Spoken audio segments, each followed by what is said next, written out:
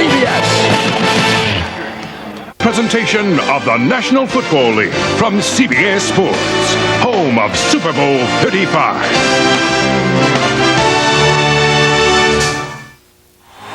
Tis the final week of the regular season in the National Football League, and the Miami Dolphins are all looking for some holiday cheer. All year, the Dolphins have won with a gritty and determined style, and despite 2 straight losses, 1 win will propel Miami back into the playoffs. To do so, they'll have to go through their longtime rival New England and quarterback Drew Bledsoe, who would like nothing card to getting knocked out altogether. Our kickoff is next. It is chilly in Foxborough Stadium today, about a half hour, 45 minutes outside of Boston, 30 degrees. The wind is going at 15 miles an hour right now. Light snow expected later today. As you take a look at Bill Belichick's 6th season as the NFL head coach with Cleveland and New England, first year with the Patriots. Dave Armstead has been a head coach for 7 years. First year with Miami, 6 years with Chicago. Miami lost at home last week for a 3rd consecutive time. New England beat Buffalo in overtime. Kevin Williams and Autry Denson are deep. Vinatieri with the teed up. Patriots and Dolphins, and here we go, the final week of the regular season. It's Johnston. Denson inside the 10-yard line and takes it out past the 25. And it's a return of 19 yards. Jay Fiedler is the quarterback. He has thrown 5 interceptions and no touchdowns over the last 2 games. Smith and Conrad are the running backs. Now they put Conrad in the slot here at the bottom of your screen. On the 25, it's first down and 10 yards to go. Conrad now in the backfield with Lamar Smith. And a handoff with the block by Hunter Goodwin and Dixon, and a gain of 1 on the play. Tackle made by Chad Eaton out to the 26-yard line. The Miami Dolphin offense has gained their most rushing yards since 1984. Webb, Dixon, Ruddy, Donnelly, and Wade. And in the backfield, Smith and Conrad, Martin and Gadsden the wide receivers, and Goodwin the tight end. And Lamar Smith will be the key for the Miami Dolphins today. They base everything off the success of the run game. Second down and 9 from the 26. Conrad again will form the eye with Smith. Fiedler right to work, looking for an option. Good block by Webb. The pass incomplete. Looking for Gadsden across the middle, covered by Otis Smith. Smith is playing the safety, the ex-New York Jet. Caught with illegal drugs earlier this week at the U.S.-Canadian border. It's 3rd down and 9. So Bucky Jones not starting today because of a foot injury. From the 26, shotgun snap, Fiedler is set, the block by Webb, the pass outside by Denson. He's tracked by Spires and brought down on the play at the 25. Losing a yard on the play. Teddy Bruschi also helped, and Miami 3 and out. They got a punt. And that's not the start that Dave Wannstedt wanted for Jay Fiedler. He wanted to build his confidence. It's going to be very difficult if they continue to go 3 and out. This is a team that's ball control. They have to have field position. They rely on their defense to get the whole team jump started. Matt Turk to punt back inside his 15-yard line. Troy Brown is deep back seconds in the AFC in punt returns. And signals for, and there's a lot of fair catch back at the 36-yard line. A 39-yard punt. Drew Bledsoe, very durable, Patriots all-time passer, and he is very good, as you can see, in cold weather. And this is the guy that everybody talks about. Will finish with his 2nd lowest passing yard total of his career. From the 37-yard line, 1st and 10. Rutledge, the tight end, is in motion. Handoff to the rookie J.R. Redmond with the block by Wiggins, and a gain of 3 on the play brought down by Kenny Mixon on that line. The New England Patriot offense near the bottom of the NFL. Number 25, Armstrong, Clem, Woody, Asaya, and Robinson Randall. Backfield of Redmond and Carter. Brown and Glenn are the good wide receivers, and Ron Rutledge the tight end. And Troy Brown and Terry Glenn is going to be important for them today, going against Sam Madison and Patrick Surtain, very physical corners on the outside. 2nd down and 7. And off to Redmond again. He is devoured in the middle by Daryl Gardner. No gain on the play. Gardner Gardner has had a series of back injuries this year, limited to just 10 games. Miami on the verge of establishing a club single-season low for points allowed in a 16-game schedule. You see the line. It's 3rd down and 7. Bledsoe with 4 receivers deployed from his own 40-yard line. Here comes Jason Taylor. Big block by Armstrong. The pass high, almost picked off and incomplete. They had Madison and Walker guarding Glenn. Incomplete pass near midfield. 3 and out for the New England Patriots. And like Miami before him, they got a punt on their first possession today. And both of these defenses very good. We're not going to expect a high-scoring football game today. Both physical fronts, they will control the line of scrimmage on each side of the ball. So probably a typical start for what we expected today. Jeff Ogden is deep back. And to punt will be Lee Johnston. Johnson has punted more than any other punter in the history of the NFL. Line drive boot. It'll be returnable. A rarity for Ogden, who bobbles it, picks it back up at the 11. Running outside. Got a block in the play from Tommy Hendricks. Runs down the sideline. He's got the punter to beat. Gets by him. Down the sideline. Knocked out of bounds by Larry Wiggum. At the New England Patriot 33-yard line, a return of 56 yards. Ogden has been criticized for calling too many fair catches. He bobbles that, reaches 53, and the Dolphins are in business. Patriots just allowed their largest punt return of the season, 53 yards. Jeff Ogden did it. Ogden is a third-year player who began with the Dallas Cowboys. He's got his Dolphins at the New England 33, 1st and 10. Hand off to Smith. Nice block by Wade. Tripped up by Brewski. Tumbles ahead for 3 yards to the 30. It'll be 2nd down and 7. As we get an update on an important Baltimore Jets game from Jim Nantz in New York. All right, Kevin, important indeed. And the Jets, Al Groh comes out, no huddle, and the Jets strike right away. Vinny Testaverde on the flea flicker to Dedrick Ward. Quick 7 for the Jets. Let's go back now to Kevin and Daryl. And Jim Testaverde hasn't thrown a touchdown pass since the first quarter of their game, December 3rd, against the Colts. 2nd down and 7. Smith gets a block from Dixon and runs into the grasp of linebacker Ted Johnson and picks up 4 to the 26-yard line. It'll be 3rd and short. And what we're seeing right now is exactly the way Miami plays team football. They get the big punt return on special teams, puts them in a short field position. Now they come out, 2 running plays. They want to get themselves into 3rd and short and 3rd and medium and try and have an opportunity to convert there. It's a conservative approach, but they can do that with that great defense that they have. Wannstedt, a defensive-minded coach. 3rd down and 3 from the 26. You see their season 3rd down conversion. Hand off to Smith. Grabbed and brought down behind the line of scrimmage. Finished off by Chad Eaton and Otis Smith. But the play was made by Chris Slade beautifully coming out of the linebacking core. And so now, after that long punt return, the Dolphins will be held to a 3-point try. And this is what Miami likes to do. They like to pressure the perimeter in the running game. They're not a big between-the-tackle running team. Their plays are going to come on the outside. Now, Bill Belichick knows that. He's going to take his blitzes, which he normally does, between the guard areas, and he's going to move them out to the edge. Lindomare has only missed 1 field goal all season. That Monday night game against the Jets, 46-yard try here. He's hit 15 consecutive field goals. Hewitt with the hold, and the kick is up and good, and Miami has scored first in snowy Foxborough. Officially a 47-yard field goal, and Miami cashes in on the long punt return of 53 yards. On CBS is sponsored by Southwest Airlines, proud sponsor of the NFL and official airline of the Super Bowl. Blockbuster, bringing entertainment home. And by Bud Light, for the great taste that won't fill you up and never lets you down, make it a Bud Light. If the Dolphins win today, they'll get their first AFC East title since 1994. A 53-yard punt return by Jeff Ogden. And then Lindomare just converted a 47-yard field goal with the onside kick here. Out of bounds it goes. As Harold Shaw, a reserve fullback, tried to vacuum it in. The Dolphins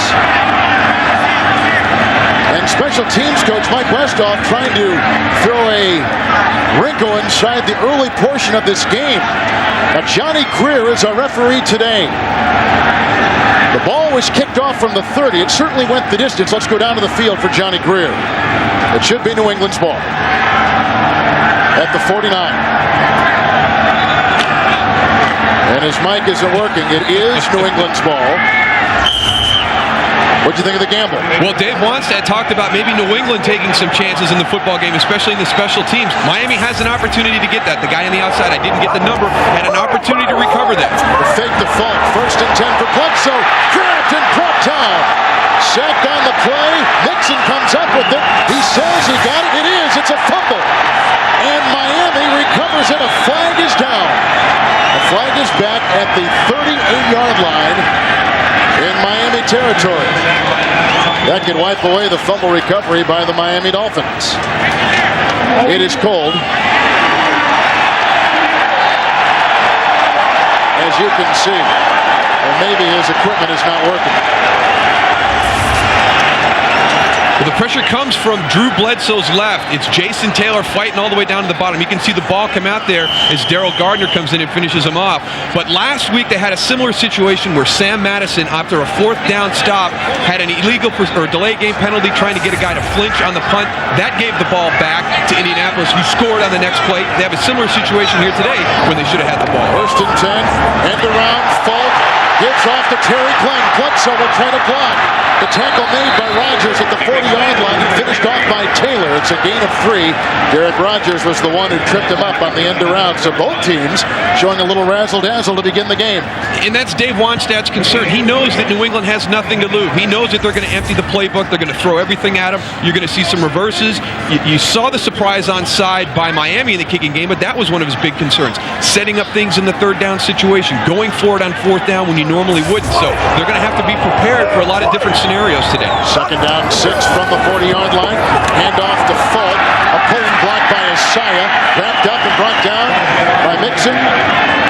Or no gain on the play. Kenny Mixon, 3 years out of LSU, comes in with a couple sacks, already coming in with a couple good plays defensively for the Dolphins. And a lot of the talk on the defense will center around Jason Taylor and Trace Armstrong, but Kenny Mixon is the guy that gets the start. Trace comes in the 3rd down passing situation. He is a very solid player against the run, and as you pointed out, gets some pressure on the quarterback also. 3rd and 6 for New England at the Miami 40. An onside kick that failed for the Dolphins gives New England this good field position. 4 receivers, 2 on each side for Bledsoe. Fakes the handoff, a good block by Robinson Randall. The pass outside for Troy Brown, who tumbles ahead for a 1st down. Diving for a gain of 10 on 3rd and 6 to the 28-yard line of Miami.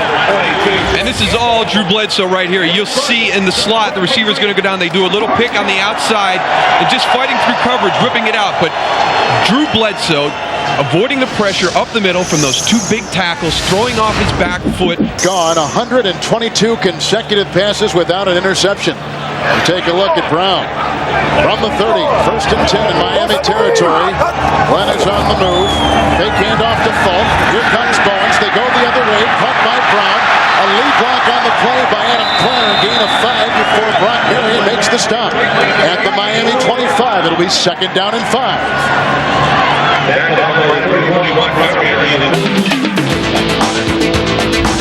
Bledsoe has had great success against this team over the years. He really has. You can see some of the big games that he's put up starting in '94 and continuing to do that. They play twice a year in the division, but we're going to have to work on his wardrobe there. He may be having good games, but we've got to get him updated. 2nd down, short 5 inside the 25. Handoff to Falk. A block from Clem, but that will not stop Kenny Mixon again from coming through with the play.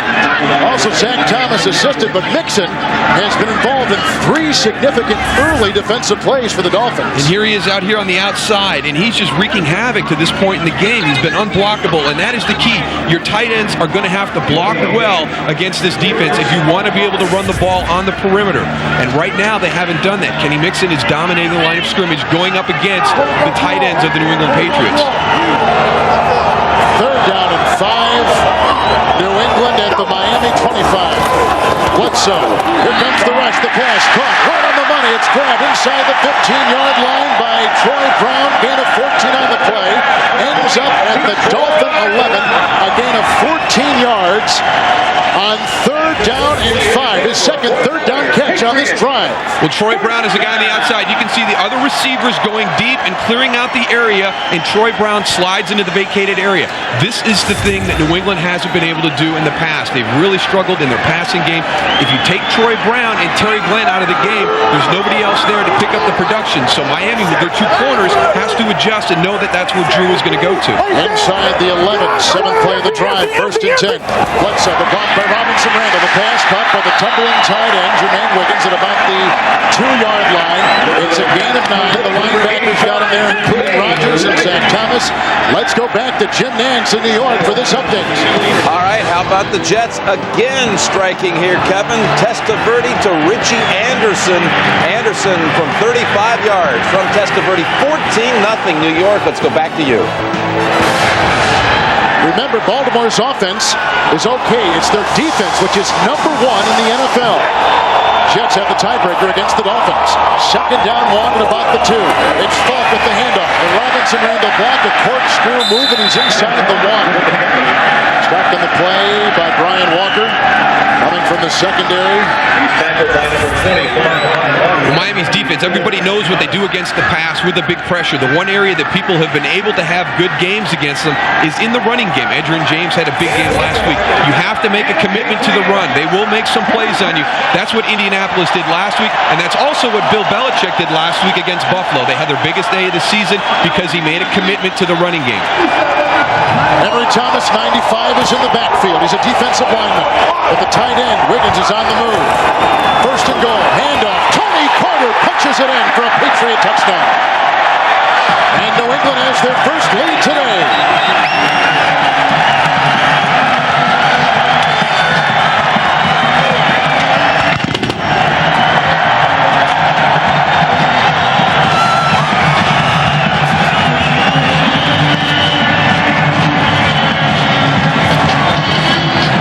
Tony Carter gets his 2nd rushing touchdown of the season.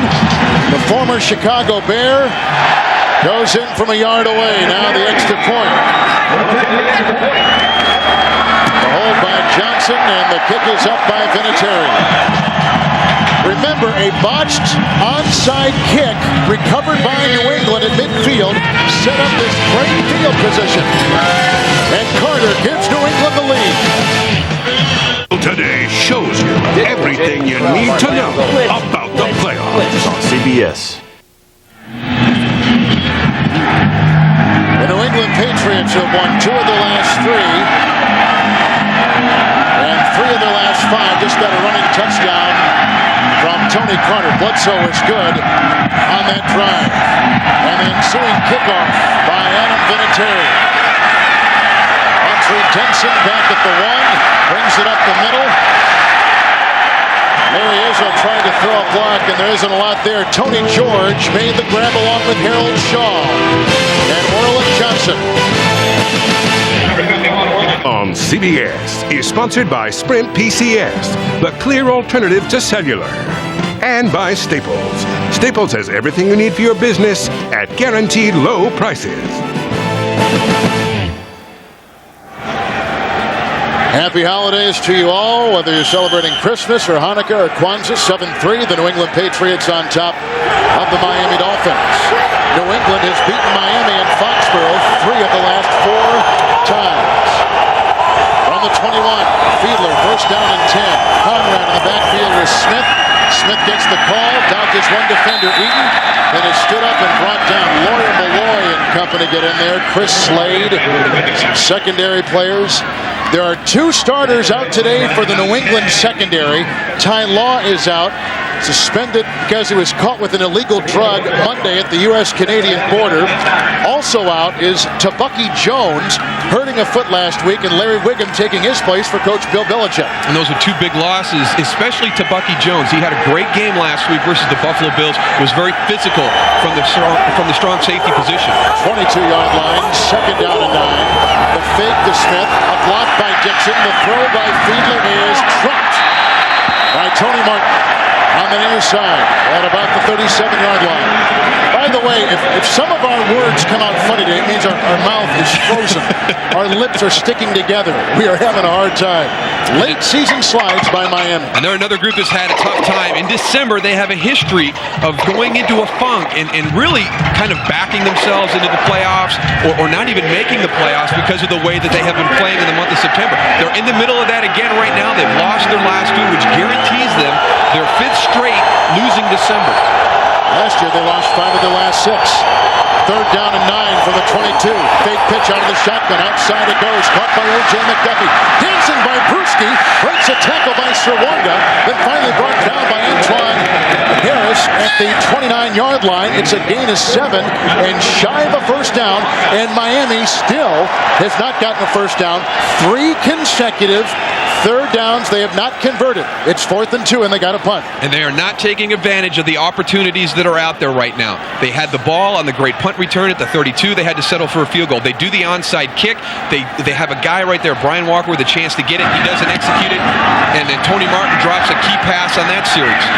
And the punt by Turk fielded by Brown and then knocked out of bounds by Trent Gamble and Arturo Freeman at about the 40-yard line. 5-yard return, 34-yard punt. New England leads Miami. Dolphin defense 3rd in points allowed, number 7 overall in the NFL coming into today. And we saw the onside kick earlier in the game. The reason that Dave Wannstedt can make that call is because of the defense. You see the stats that they have right here. They're 7th in overall defense, 3rd fewest points allowed. He has confidence in the defense to take a chance like that. After the Miami punt, here's a 1st and 10 from the 41. Kevin Falk spinning by defenders and finally brought down by Brock Marion after a gain of 8 up near the 49-yard line. They ran well. In fact, last week in that blizzard in Buffalo, New England had a season-high 189 yards on the ground. Kind of forced into it because of the weather conditions. Very difficult to throw the football, but Drew Bledsoe with 2 huge drives at the end of the game throwing the ball. But throughout the course of the game, they finally found their running game. They've been looking for it all season, and the line is really starting to come together. There's been a lot of changes on that offensive line throughout the season. Just shy of the 49, 2nd down and 2 after the 8-yard gain. Falk again, nice block on the play by Polk, a reserve fullback. A 3-yard gain and a first down to the Miami 48-yard line. Falk was the number 1 pick last year. This year was J.R. Redmond, all trying to take the place of Robert Edwards. Which would be great because he had that great rookie season. He goes over to Hawaii, has that freak accident, and possibly a career-ending injury, but he's working hard to try and get back. 1st and 10 from the 48 after the first down run. Bledsoe with the cadence and the handoff and going no place is Tony Carter, wrapped up beautifully by Daryl Gardner. A loss of 5 in the play, push it back to the New England 47. And that's the key to this defense. We talked with Trace Armstrong, and he says that him and Jason will get the credit because of the sacks, but it's all because of the guys in the middle. They don't allow the quarterback to step up. When you go to the running game, there's nowhere to run. These guys are big players. They reestablish the line of scrimmage. They just knock the offensive linemen into the backs. 2nd down and 15 back at the Patriot 47. Hand off to Falk. Runs by Robinson Randall. Cuts outside. Chased by Trace Armstrong. Tipped up by Brian Walker. And finally nailed by Trent Gamble. It's a gain of 9. Falk looks very sharp in the game. Marked that ball at the 44-yard line. He's carried it 6 times for 20 yards. And that's what you have to do with this defense. They're very aggressive, but you can take the aggressive style that Miami plays and use it against them. You get into that belly play where you just kind of roll the back. Everybody's zone blocks, goes man on man, and let the back pick and choose his hole, find out where he wants to go. Kevin Falk, very patient on that run, lets everything establish itself to the play side. Miami's defense over pursues, and he comes out the backside. The Dolphins haven't lost to a losing team all season. But right now they trail the 5-10 New England Patriots 7-3 at the end of one. We'll return to Foxborough Stadium after this message from your local CBS station. Last 3 years, Dolphins have finished the season on the road. They lost all 3 games. They need a win today to get in the playoffs. Guaranteed. If they lose, a lot of things can happen. 3rd down, 6, first play of the 2nd quarter. New England at the Miami 44. Bledsoe, rush comes up the middle, chased by Taylor, coughs up the ball, incomplete pass. And a flag has been thrown on the play. Taylor, along with Lorenzo Bromell, came charging. There is no infraction for grounding on the play.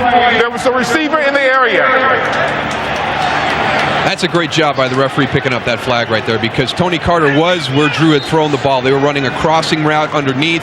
I know it probably looked like he was trying to get rid of the ball, but there were the running backs were there where the ball was thrown. So good job by the officials picking that flag up.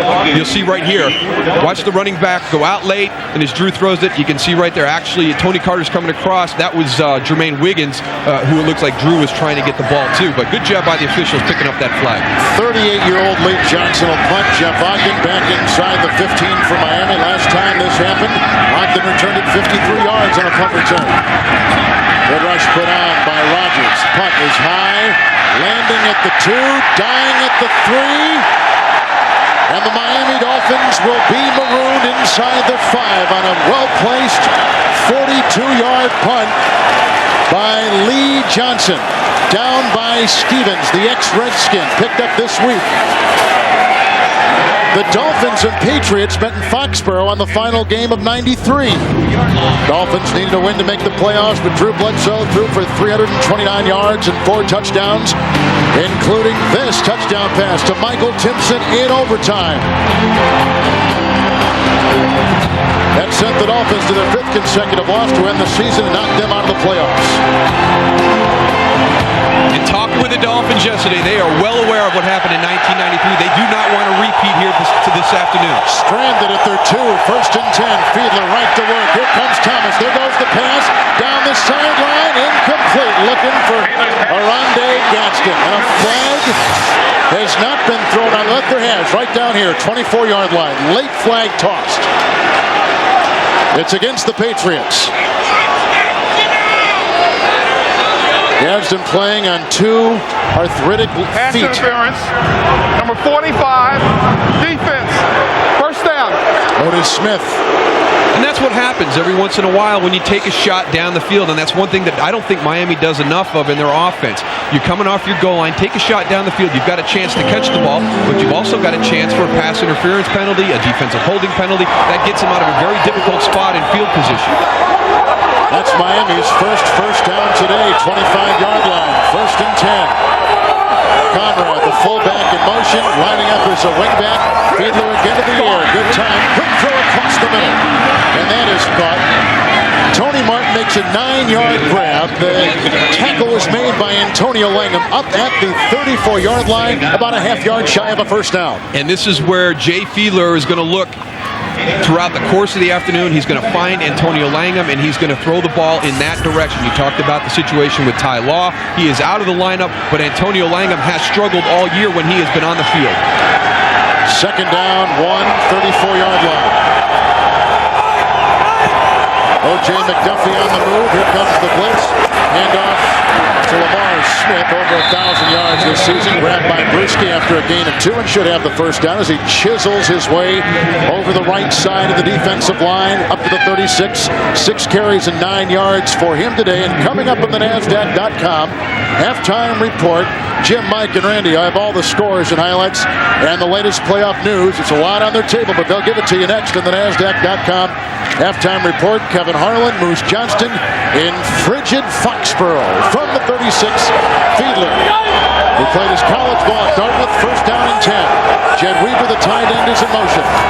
Fiedler right to work again. Good block by Ruddy, the center. Down the side and bubbled and incomplete. Looking for Gadsden, double teamed by Langham and Wiggum. Incomplete pass. It'll be 2nd down and 10. Well, I think Dave Wannstedt sold us a bill of goods yesterday. He wanted to come out and throw some short passes and let Jay get his confidence up. Right now, we've seen him take 2 shots down the field, and there it is again.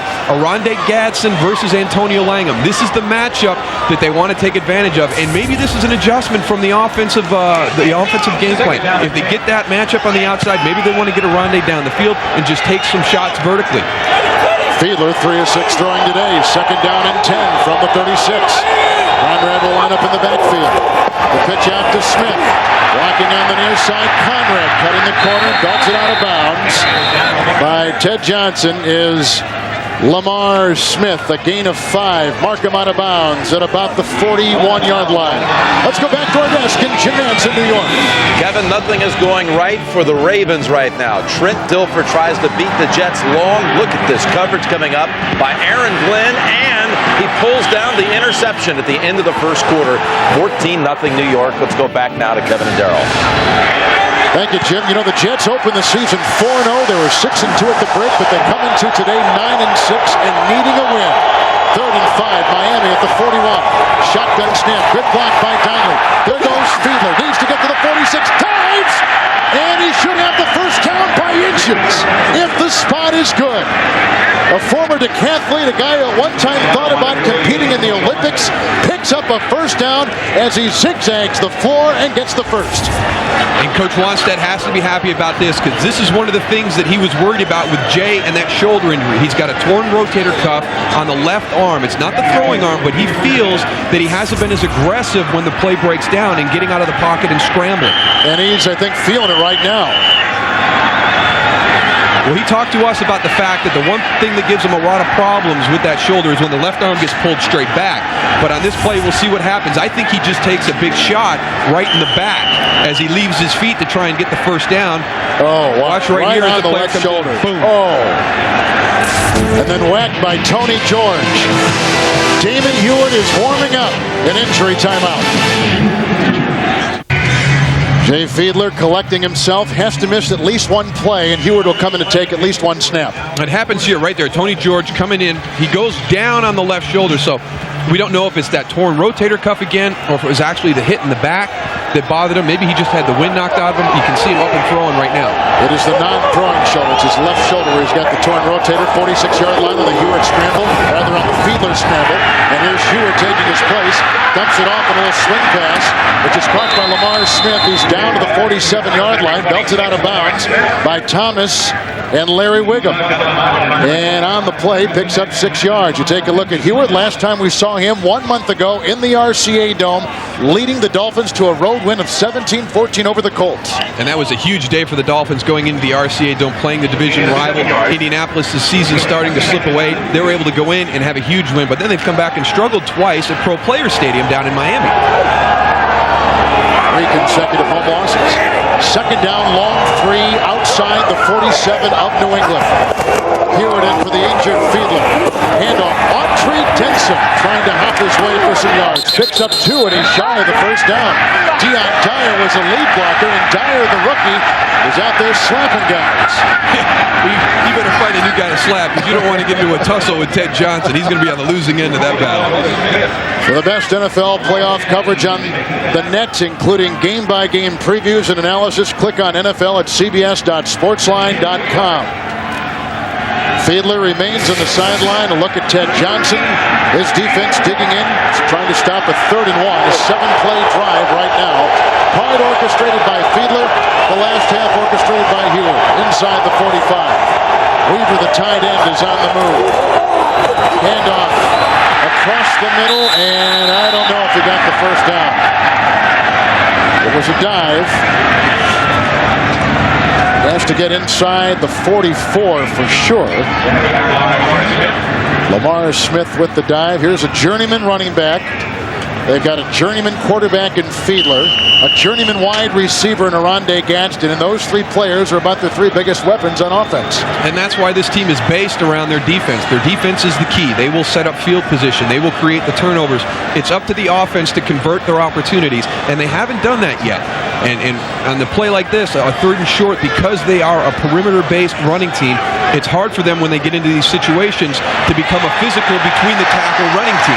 Now, do you go for it on 4th down and inches? You're inside the 45 of New England. You're down in a big game, 7-3. Well, we can see the punt team coming out onto the field right now. Dave Wannstedt made his gamble early in the game with a surprise onside kick that they did not execute. They had an opportunity to recover it, and they missed it. So he's not going to take another chance this early in the game to put themselves in a position where they're down big. What would you do? I would punt the ball because Miami is not a good team coming from behind. You don't want to get behind to the Patriots right now because it's not their style of play. Turf punt back at the 11-yard line. Troy Brown grabbed and brought down by Derek Rogers, and Trent Gamble is kind of in the way as well. They'll mark him at about the 17-yard line. 7-yard return. The Dolphins have lost 2 consecutive games, 3 of their last 5. Patriots have won 2 of 3, 3 of their last 5. New England leads on a Carter touchdown run after a bad onside onside kick by the Dolphins gave New England great position. Now the Patriots at their 17, first and 10. Fake handoff, and Bledsoe in time dumps it across the middle. It's dropped, looking for Terry Glenn. Incomplete pass. It'll be second down and 10. Well, a win today by the Dolphins gets them their first AFC East title since '94, gives them home field in the playoffs, and they win the division, and they'll take it from there. They could play, or they could get a first-round bye if they win. And all the teams in the AFC East are right in the thick of it. The Jets, if they win, they're in Indianapolis, has to win and have some help. The Jets or the Dolphins would have to lose. So those are the three that are really battling for position. Pittsburgh can get in, but all three of the AFC East teams would have to lose. Second down and 10 from the 17. Blocked by Rutledge, dumps it off in the middle. It's Falk. He got it back from Woody. He runs through the middle of the Miami defense, spinning his way into Brian Walker. Up to the 45-yard line. A monster gain of 28 yards. And a first down for the New England Patriots. And this is not really a well-executed screen. You'll see Kevin Falk come out to this side, but watch the move he has. He has a presence of mind to turn back to the inside because Derek Rogers is right there. A great job by Greg Robinson-Randall to screen him out of the play, and Miami has got to be getting nervous right now with the way this game is unfolding. On the 45, handoff on first and 10 goes to Falk, grabbed by Bowens and brought down after a gain of 3 up to the 48-yard line. It'll be second down and 7. Well, everything that New England does in their offensive scheme, the screens, the draws, are working well against the strengths of the Miami defense. They have the upfield pass rush. When they're doing that, the screens and the draws become a bigger play in the offense. So right now, everything is going the way that New England would want it. And Miami right now looks a little bit out of sync, even on the defensive side of the ball. Second down, long 7 outside the 47. Blitz picked up nicely. Good block by Armstrong. Down the sideline. Wide open is Falk. He's got plenty as an escort. He's going to go all the way in for 6. A 52-yard touchdown pass.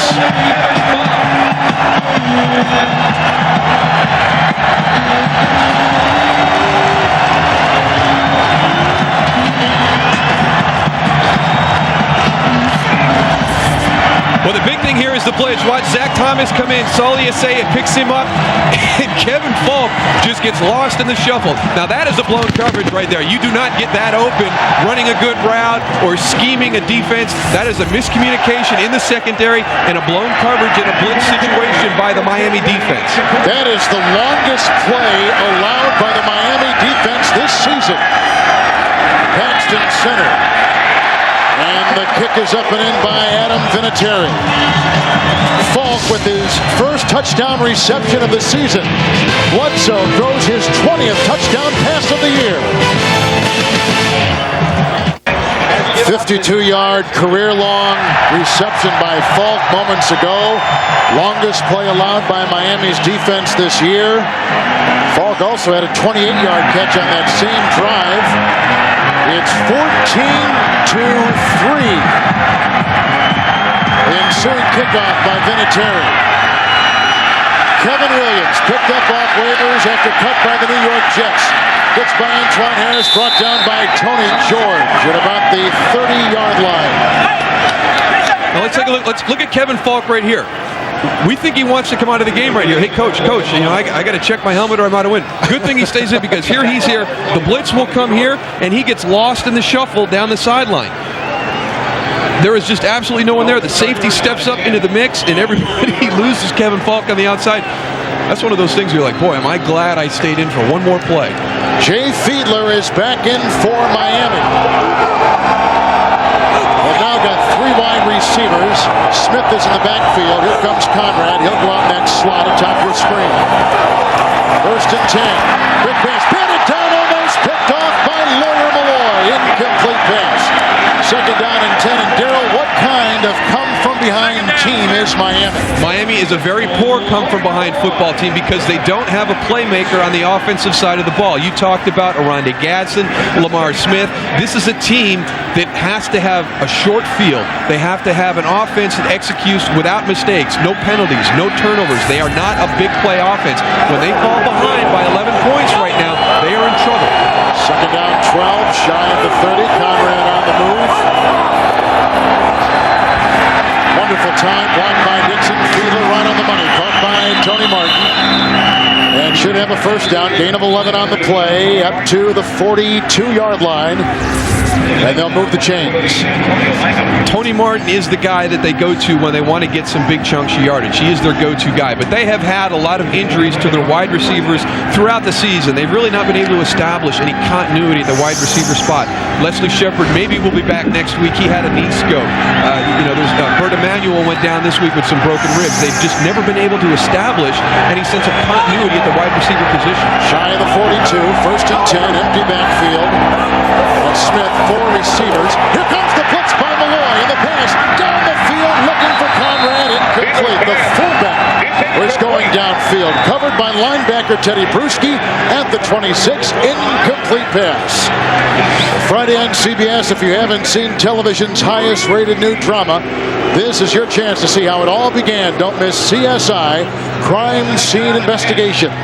Friday on CBS, 8 Central, 9 Eastern. And that is a matchup that I would like to see the Dolphins take advantage of more. Rob Conrad is a big guy. He's a fullback in the offense, but he's very athletic. They need to get him in the slot, get him matched up with the linebackers of the New England Patriots, and get him downfield. Conrad is out. Dion Dyer is in, a rookie. Second down and 10, shy of the 42. Handoff to Smith, grabbed from behind by Hamilton, breaks that tackle. He stands up Bruschi, who can't bring him down, and he is gang tackled near midfield.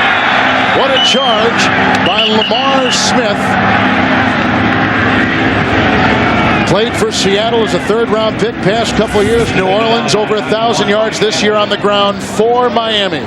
And when you talk about Lamar Smith, the one thing that people said about him was he wasn't fast enough to be the featured back in an offense. He's got a 4.6 40. Seattle bypass what to get Ricky Waters. New Orleans pass, tough runner.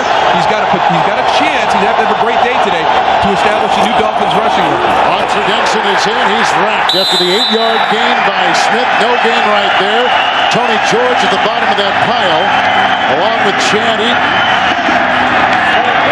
And they had the 4 receivers out there. Belichick's defense does it again. Chad Eaton, 2 sacks last week in that blizzard in Buffalo. 2 blocked field goals. He was outstanding. One of the best players last week in the AFC. He just had a monster day, and he's the key to that inside pressure on that defensive front. He's played himself into a position, being an unrestricted free agent next year. New England's going to have to make a tough decision about Chad Eaton in the offseason. Turks punt. Bouncing into the end zone. Troy Brown was deep back. It ricochets into the end zone. Back out to the 20 with the touchback, a 50-yard punt. Chad Eaton had a nice play on that last defensive stand. The Patriots leading. That is a big fat Santa. He's got eat fish, baby. That guy's been eating more than fish. Maybe some fish and chips. 14-3 in a must game for the Miami Dolphins. New England after the Miami punt, touchback to the 21st and 10.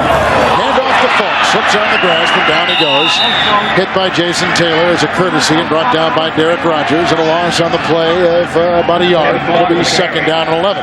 And there's Charlie Weiss trying to go back and see what Indianapolis had success with last week. That was a play that was big in their offense, that sprint draw, trying to use Jason Taylor's quickness up the field against him.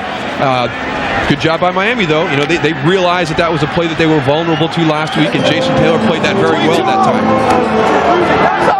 Second down, 11 from the 19.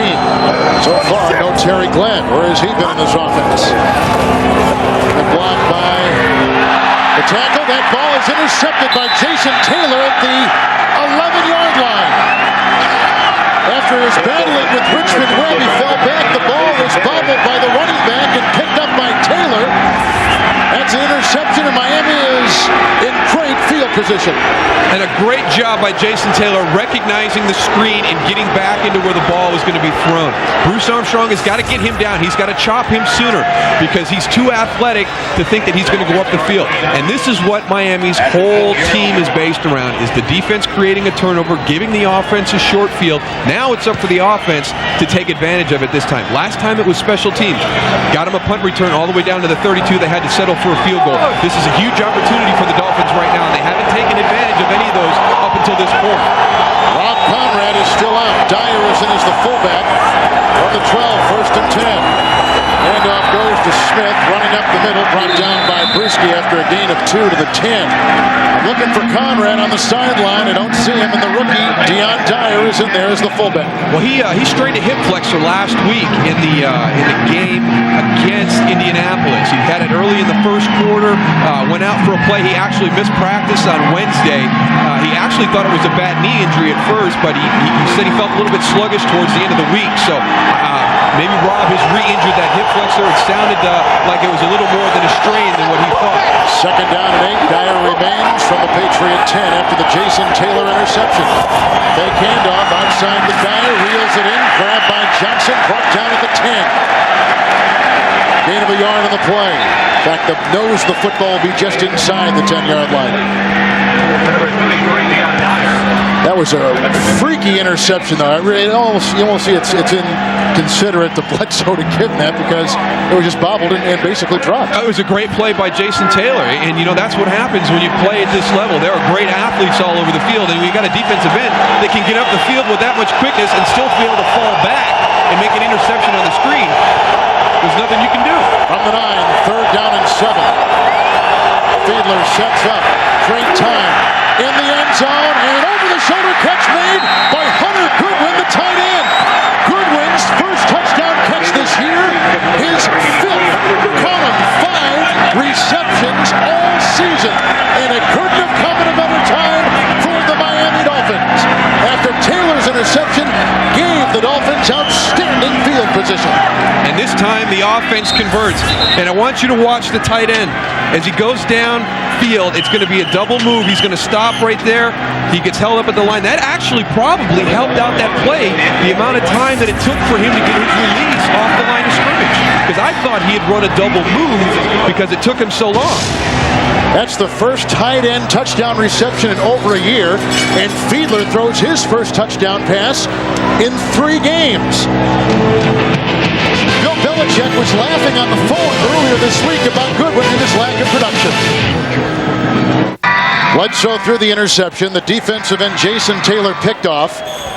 12-yard line is where Miami started. Fiedler throws the touchdown pass to a little-used tight end, Hunter Goodwin. We talked to Bill Belichick on the phone earlier this week, and he was almost laughing about the lack of tight end in the Miami offense. And not only Hunter Goodwin, but the fact that the position itself, only 10 catches, only 10 pass completions to tight ends the whole season for the Miami Dolphin offense. So obviously Hunter Goodwin, a guy you could probably lose track of down inside the red zone. So the Dolphins are back in business. The kickoff by Mane. And Curtis Jackson, who was plucked off the St. Louis practice squad about a yard deep in the end zone. Hurdling defenders, then brought down nicely on the play by Twan Russell. 19-yard return. Russell fired up. Nice special teams player. Well, as we talk about all the playoff scenarios today, looking at what I think is going to happen, I think Oakland and Tennessee in the AFC will meet in the championship game. The NFC, to me, is wide open. It's a situation like we had with Atlanta and St. Louis last year, Atlanta from '98. I'm going to go with Philadelphia and Tampa Bay, the great defense of Tampa Bay and Donovan McNabb's ability to ad-lib.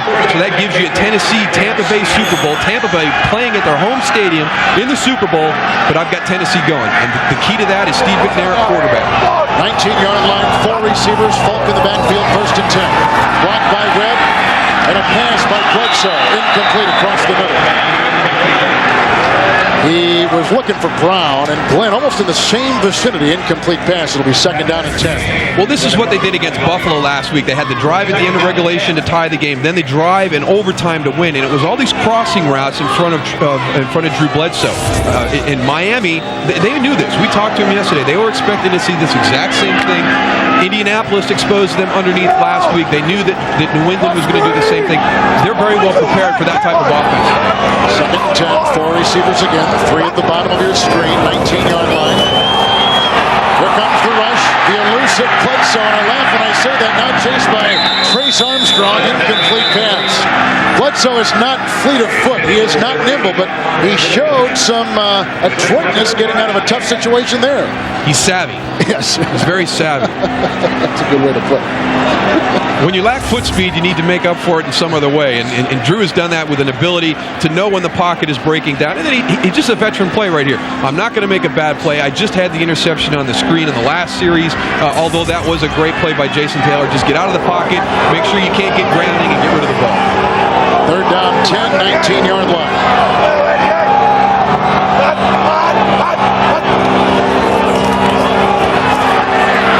Blocked by Clem. Here comes Bromell, who makes the sack. First Miami sack today. They're one of the top 5 in the league in that category.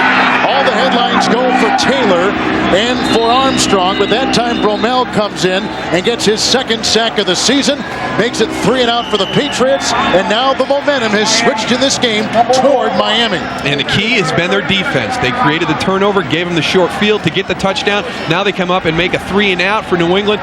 With the wind, the way it's blowing right now, they will be kicking into the wind. So Miami should again get good field possession, get that short field, and that plays to the strengths. Timeout taken by the Miami Dolphins. They've got 2. Monday on CBS. Gather the whole family and join Charlie Brown and the Peanuts gang for the holiday classic you love. What a way to kick off the night. A Charlie Brown Christmas. That's tomorrow night on CBS. Kevin Harlan, Daryl Moose Johnston. I never thought in my days. You take a look at Rondé Gadsden. We talked with him last night. He has got, a doctor said he's got the feet of a 60-year-old. His arthritis is so bad in his toes and his feet. And so every time he walks, it's like walking on needles. I tell you right now, he is trying to do anything he can to keep him warm. And on a cold day, that arthritic condition is going to feel so much worse. So right now, Rondé Gadsden doing anything he possibly can to get his toes warm to go out. It's blocked inside. Marion came through, blocked the ball on the punt by Johnston. Miami has it at the 9. Twan Russell falls on it. Brock Marion blocked it. And this game has done a head flip over Bill Belichick.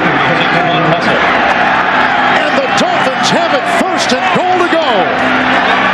Well, Lee Johnston dropped the snap, and I don't know if it was a bad snap, but he drops the ball.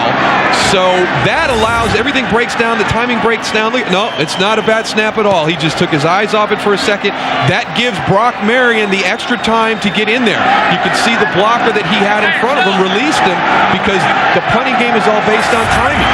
Brock Marion's going to the Pro Bowl. From the 9, 1st and goal. Fiedler sets. Outside, drops. Rondé Gadsden at about the 10. Incomplete pass. Otis Smith was covering in the area. 2nd down and goal. Intended for Rondé. It's going to be very important for the New England Patriot defense to step up and hold them to a field goal right here. And they've been put in a bad position. They had 1st and goal, or 1st and 10 at the 12 on their last series. Now they've got 1st and goal at the 9. So the defense put in very tough field position situations right now, but they've got to stand up. They've got to rise up and hold the Dolphins to a field goal right here. 3 receivers, Smith in the backfield, 2nd down goal at the 9. Weaver, tight end now, will become a fullback. Handoff to Smith, zigzags, and is grabbed by McGinnis and drags him to the 3 on a gain of 6. Chris Slade was in there, in addition to McGinnis. I like Lamar Smith. And I think everybody in the Dolphins organization likes Lamar Smith. You hear Joel Collier talk about him, the running backs coach, and he says he's a perfect fit for what they do. He's not a flashy guy. He's not a breakaway guy, but he's a consistent guy. He's there every day at practice. He's there every Sunday working hard, and he's really been the key to Miami's offensive success this year. Deion Dyer comes in. Conrad on the bench. Injured. 3rd and goal from the 3. McDuffie is on the move. The fake to Smith, a good block by Smith to the end zone, and there's a flag, and it's on Lawyer Malloy covering tight end Jed Weaver. So it'll be 1st and goal again, a shove by Malloy. Lawyer Malloy knows that he's got to turn around and play the ball. Pass interference. Number 36, defense in the end zone. The ball will be placed at the 1-yard line. 1st down. The reason this is pass interference, I want you to watch into the plate. See, Lawyer Malloy never turns around to find the ball. If he turns around and finds the ball, he can have some of that contact. But because he was never looking back and never playing the ball, he gets called for pass interference. Couple tight ends. Dyer in the backfield. First and goal from the 1. It's Smith diving in for the touchdown. And Miami is back on top.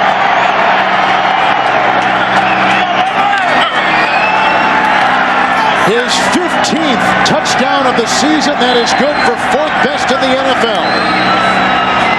Well, you just mentioned how the complexion of this football game had changed in favor of New England, and now all of a sudden Miami has grabbed back all the momentum from the New England Patriots with a huge play on the defensive side of the ball, and again, their special teams stepping up and giving them great field position.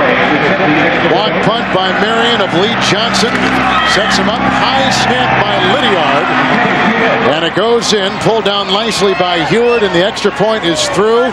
And there you see one of the great success stories this season in the NFL. Lamar Smith, 17-14, Miami leads it. And this is just a tough run by Lamar Smith. There's not a lot there. He keeps working, he keeps sliding, keeps moving, able to find a little soft spot, and he falls in the end zone. But it's just amazing to me, knowing what Miami is all about as a football team. They're an offense that's not going to beat you with big plays. They're going to have to drive the length of the field. They're not explosive. They've got a defense that creates field position. They don't do anything poor in special teams. They have good cover guys, good return guys. You see Block Marion blocking the punt, Jeff Ogden with the punt return. Going against them, you know that you just can't have the mistakes that New England has had. I mean, they were in control of this football game about 5 minutes ago, and now all of a sudden it has just totally come back to the Miami Dolphins. Hunter Goodwin caught a touchdown pass earlier after the interception by Jason Taylor. 15 touchdowns by Smith, 4th best in the NFL. 13 on the ground, 2 pass receiving. And Dave Wanstead, who we talked to last night, very relaxed, very comfortable. He knows his team has a lot on the line. A win today, they win the East, they get home field, and maybe a bye. They lose, it's up for grabs. Well, you know, we talked about Miami not being a good comeback team, but when you have first down at the 12 and first down at the 9 to start your drive, it's very easy to get back into a football game. Jackson goes to the knee. He'll keep it in the end zone on the kickoff by Olindo Mare. In December of 1982, the Dolphins and Patriots played one of the more memorable games in NFL history with the score tied at 0-0. Mark Henderson used his snowplow and cleared a kicking surface on the turf for the Patriots' John Smith, who connected on a 33-yard field goal to win the game. New England 3-0. And what do you do? You go out and lay down in front of the snowplows. He's coming out to try and keep him from doing that. Pretty heads-up play by the snowplow guy, but boy, I'd have been mad if I was on that Miami football team. Miami has scored 14 points the last minute and a half. First and 10 for Bledsoe. Throws a pass. Caught by Terry Glenn. Breaks a tackle. That's the first catch by Glenn today. Broke a tackle by Walker. Shoved out of bounds. 24-yard gain. Mark it at the 44-yard line. Zach Thomas also aided in that tackle. And we are at the 2-minute warning. A tight end touchdown reception. A Lamar Smith touchdown run. 17-14 Miami. Down 14-3. They've scored 14 points in the last minute and a half. It's cold. I thought you were talking about temperatures when you were saying 14, 17. We are so, my mouth is frozen. Now, you know, Teddy Bruschi talked about that last week in Buffalo about communicating the defensive calls. He said he couldn't because his lips froze together. 2-minute warning. Big catch by Glenn. Puts him out at the 44. First and 10. Outside it goes J.R. Redmond. Grabbed by Rodgers and brought down near midfield after a gain of 5. They have not used J.R. Redmond a whole lot today. Clock is stopped at 1:53. New England 3 timeouts, and Miami's got 2. Coming up, NASDAQ.com halftime report. Jim, Mike, and Randy, all the scores, highlights, all the latest playoff news next. Second down, 4 from midfield. Redmond again, grabbed by Gardner, brought down, lost in the play. Trace Armstrong is in there as well. Tim Bowens. I'll tell you what, you put Bowens and Gardner, they may be the biggest defensive tackle combination in the NFL. They're huge. Well, there's just no running lanes inside when you got 2 guys that size. 3rd and 6 near midfield. Here comes Bowens. Bledsoe gets away. The pass is caught on a slide by Brown at the Miami 36-yard line. Grabbed by Surtain. 16-yard gain on 3rd and 6. Interesting management of the clock right here. New England not electing to use a timeout, just moving up and getting in place and calling the plays. Patriots have 3 timeouts. 35-yard line of Miami. 5 receivers deployed. There's the pass by Bledsoe. A diving attempt is made and caught by Glenn. A yard shy of the first down. Now, wait a minute. One official said catch. The other waved him off. The one official is overruled. Incomplete to Terry Glenn. 2nd down and 10. Well, that would have been a great catch under any circumstances, but with the weather conditions and it being so cold out, the ball is very hard to catch in cold weather. And Terry Glenn, can't see. Hard to see right there. Nope. Good call. And that was overruled by the official coming from the back. 2nd down 10. Bledsoe at the 40, make it the 35-yard line. Trailing by 3 under a minute to play. New England 3 timeouts. Good block by Woody. Here comes Trace Armstrong. There goes the pass. That one is dropped by J.R. Redmond. He tumbles out of bounds at the 35-yard line. 3rd down and 10. Number 21, J.R. Redmond. Busy day in the NFL. Big scores. Baltimore and the Jets are jousting, and Baltimore down 14-0 has now come back. Starts with a couple of picks. Touchdown pass thrown by Trent Dilfer. Atlanta leads Kansas City. The Falcons have never beaten the Chiefs, ever. Green Bay needs to win to stay alive in the playoffs. Tampa Bay has never won in weather 35 degrees or below, ever. 3rd down and 10. Boy, what a lot of great stories today.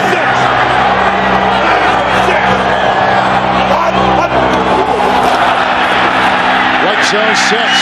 Bang by Bromell. Flag is thrown. Incomplete pass to Glenn. Coverage by Madison. Johnny Greer. By the way, this is one of the best crews officiating in the NFL. 6 of the 7 members of this crew made the playoffs a season ago. It's offsides on Miami. That's going to be on Jason Tucker, flinching a little bit at the point of the snap. I'm surprised. Offside, right defensive end. Still 3rd down. With that penalty, Miami, this version under Dave Wannstedt, sets a franchise record for penalties this season. Last year 111, this year 112. And that is very uncharacteristic of the Dave Wannstedt team. He comes from Jimmy Johnson's coaching philosophy, and that was one of the things that Jimmy Johnson takes a lot of pride in, is not having penalties. 3rd and 5 from the 30. Pass is caught. Tony Carter banging off bodies down to the 23-yard line. Make it Troy Braun with the reception.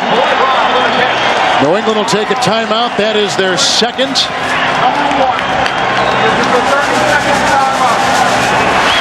And down to the 22-yard line. Wednesday on CBS, the Stars turn out for a night of spectacular performances as America pays tribute to Clint Eastwood, Angela Lansbury, Chuck Berry, and more. Don't miss the Kennedy Center Honors Wednesday on CBS. They've changed a timeout earlier, made it an injury timeout, and so New England does have 2 timeouts remaining. There was an injury earlier. We thought the Patriots would be assessed. They are not. 2 timeouts. Troy Brown's been tough. 5 catches today. 4 have come on 3rd down, all producing a 3rd down for a first. And that is happening or right there on that last play because Jason Taylor jumps offsides. A 3rd and 10 becomes a 3rd and 5. Much easier for the offense to convert. Those are the type of penalties that are driving Dave Wannstedt crazy. 1st and 10 from the 22-yard line. Rush comes on, gets away from Bromell. Bledsoe throws incomplete to his running back Redmond. Covered by linebacker Zach Thomas. Bringing up 2nd down and 10. Tennessee plays Monday. Oakland plays later today at home against Carolina. Miami here and leading by 3. Baltimore trailing by 2. Denver won yesterday. Jets are losing. The Colts play later today against the Vikings. Pittsburgh later today in San Diego. A lot of things can happen. It's amazing to be on the last week of the season and having so much up in the air about the playoff picture. Usually a lot of it is pretty much filtered its way out, and you kind of know who's going in and who's playing each other in the playoffs, but none of that really settled right now. 2nd down and 10, ball remaining with the clock ticking down. Bledsoe may burn another timeout, which would give him 1 left.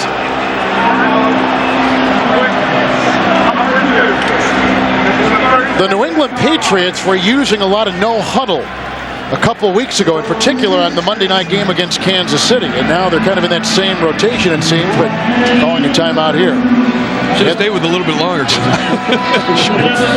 did a little bit in Chicago a couple weeks ago. Giants, boy, are they sitting pretty right now. Won the division by in the first round, home field throughout. Vikings, they've got a lot of problems. Injuries to Robert Smith, injuries to Dante Culpepper. The Saints, Eagles, Tampa Bay, Detroit.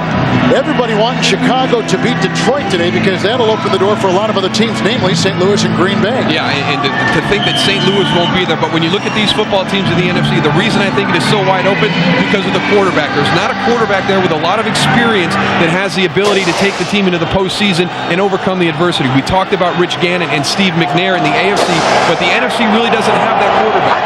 Second down 10 from the 22. Bledsoe with the rush coming out, goes to his tight end Wiggins. Who is brought down immediately by Trent Gamble. Jerry Wilson, gain of 1 on the play, down to the 21-yard line. Patriots have a timeout. Miami's got 2. Clock continues to tick. It's third down and 9 from the 21. Bledsoe winding up and thrown to the side. It's incomplete. Looking for Glenn, covered by Madison. Flag was thrown at the 19-yard line.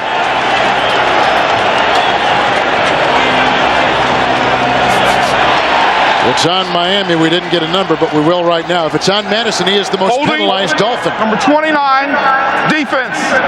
First down. Sam Madison leads the Dolphins in penalties. That was his 14th of the season. And Dave Wannstedt has actually talked to Sam about this part of his game. And when you play the aggressive style that he plays at the cornerback position, you're going to get some defensive holdings and some pass interference. It's just the style of this defense. But he is taking some very inopportune penalties. And I think as a coach, you know you're going to have some of these during the course of the game. But the timing of them for the Dolphins, they always come at very critical times. Now first down and 10 from the 16. 9 seconds to play in the half. 1 timeout for New England. Here's Bledsoe moving up and throwing to the end zone. Caught! Touchdown, Terry Glenn! The Patriots are back on top.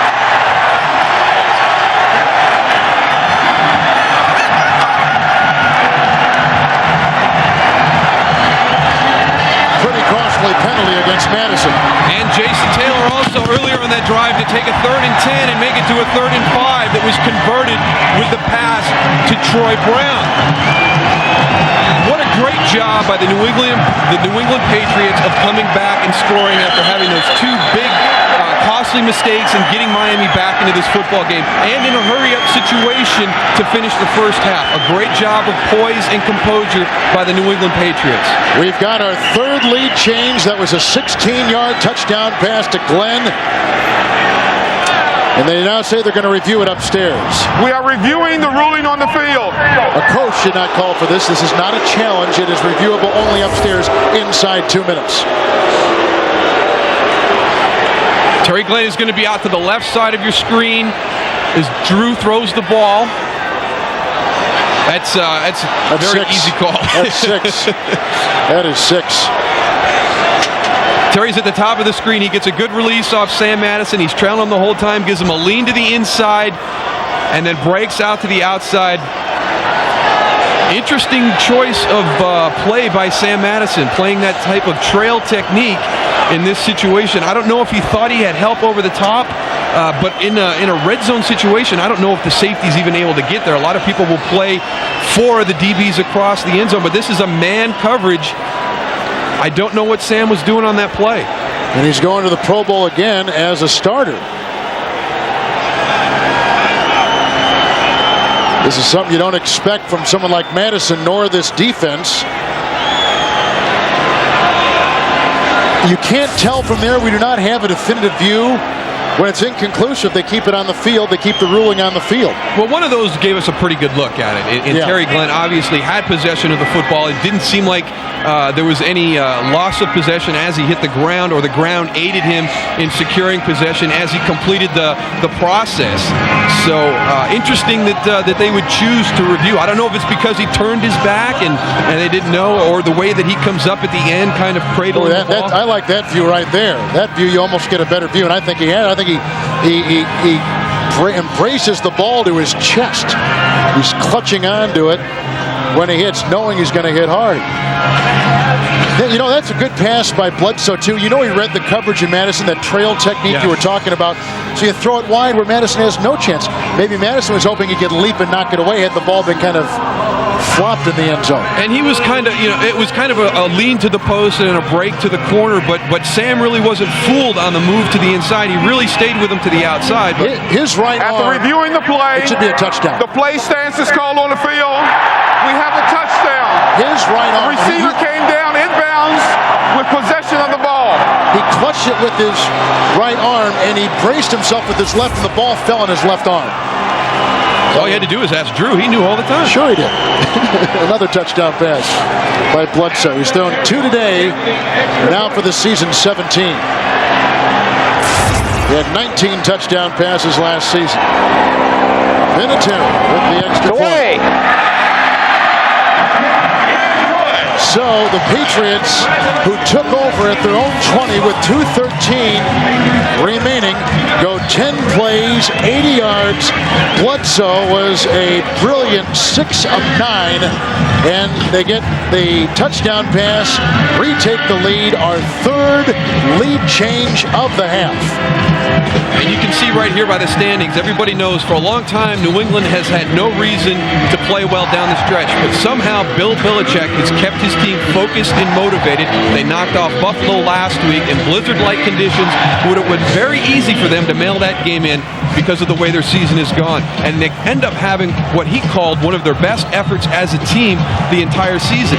And now, again, against Miami, who's playing for the AFC East title, they've already blown 2 opportunities at home. A team with nothing to play for, giving a team with everything to play for all they want. Just like last week when we had Kansas City and Denver, Minnesota, Green Bay, there was a lot of chances. Oakland, Seattle last week, and we're seeing it again this week. Teams with nothing to play for really playing well against teams that have a lot to play for. Jets on top by 2 over Baltimore. Jets led 14-0 in that one. 3 seconds left here. And here's the Vinatieri kickoff on the ground, as you might expect. Gobbled up and brought down. Hunter Goodwin jumps on the ball. The playoffs indeed start today for Miami. A win, they capture the division. They are in the postseason. A loss could mean anything, from a wild card to getting knocked out entirely. Dolphins have gotten some help from a Jason Taylor interception and a block punt by Brock Marion. But Bledsoe's 2 touchdown passes. Miami Dolphins and CBS Sports coverage of the NFL will continue after this message. And a word from your local station. Drew Bledsoe has thrown 2 touchdown passes. The Dolphins have gotten an interception from Jason Taylor, a block punt from Brock Marion. It's cold. Kevin Harlan along with Moose Johnston. Merry Christmas. Happy Hanukkah. What do you think? Well, I think that New England is in the spirit of giving, and they're trying to give Miami the game right now. So I think the big thing is they earned all their points. They drove the length of the field, they got their touchdowns. But Miami, which is typical to their style and the way that they have success, had short fields. And you'll see here by the total yards, New England 213, Miami only 82, but 21 yards of those 82 produced 14 points. So if New England can just eliminate their mistakes and really be the Grinch for the second half and not give them anything, they'll win this football game. Bledsoe, the 2 touchdown passes with the interception. Tony Carter had a touchdown run. Jason Taylor with the interception. Brock Marion with the block punt. Hunter Goodwin with a touchdown reception. A rare tight end catch, let alone touchdown. And take a look at Jason Taylor, bound as well for the Pro Bowl, like his running mate, Trace Armstrong. So here we go, second half. Dolphins win, they capture the East. If they lose, it's up for grabs. And the kickoff by Olindo Motter. Curtis Jackson from the 10-yard line. It's a block from Carter, got a block from Orlick Johnson, and Trent Gamble from behind brings him down for Miami at the New England 32. There he is, who was in there as well. 22-yard gain as you take a look at Bledsoe, 28 years of age, and he needed just 21 yards coming into today for 3,000. He now has 3,000 passing yards for the 7th consecutive season. And that's impressive with a team that's 5-10 and really has only had production from their outside wide receivers, Troy Brown and Terry Glenn. They haven't had the production from the tight end or the running backs, and they've been in search of a third wide receiver the entire season. So those are nice numbers for Drew in a season that has been anything but nice for the New England Patriots. Dolphins win today. They'll get their 4th consecutive playoff berth. Their 4th consecutive year. Only Minnesota and Miami have done that if the Dolphins win. They lose, who knows? 1st and 10 for Bledsoe. Grabbed by Taylor. Ball goes flickering incomplete. Looking on the wing for Kevin Falk. Great pressure by Miami. 2nd down and 10 coming up. And a lot of guys will worry about Jason Taylor's quickness, but watch the strength he has here. This is just a simple bull rush. He gets inside Greg Robinson Randall and just drives him back to the quarterback. And that is what the problem that Jason Taylor produces for a tackle. He's so worried about that speed rush that he gets back on his heels, and all of a sudden he's strong enough to use that bull rush to walk you back. 2nd down, 10 from the 33. Delay handoff to Falk. Cuts back inside, then brought down. Tim Bowens was there. Gain of 2 on the play and mark him down at the 34. Falk had a wonderful first half.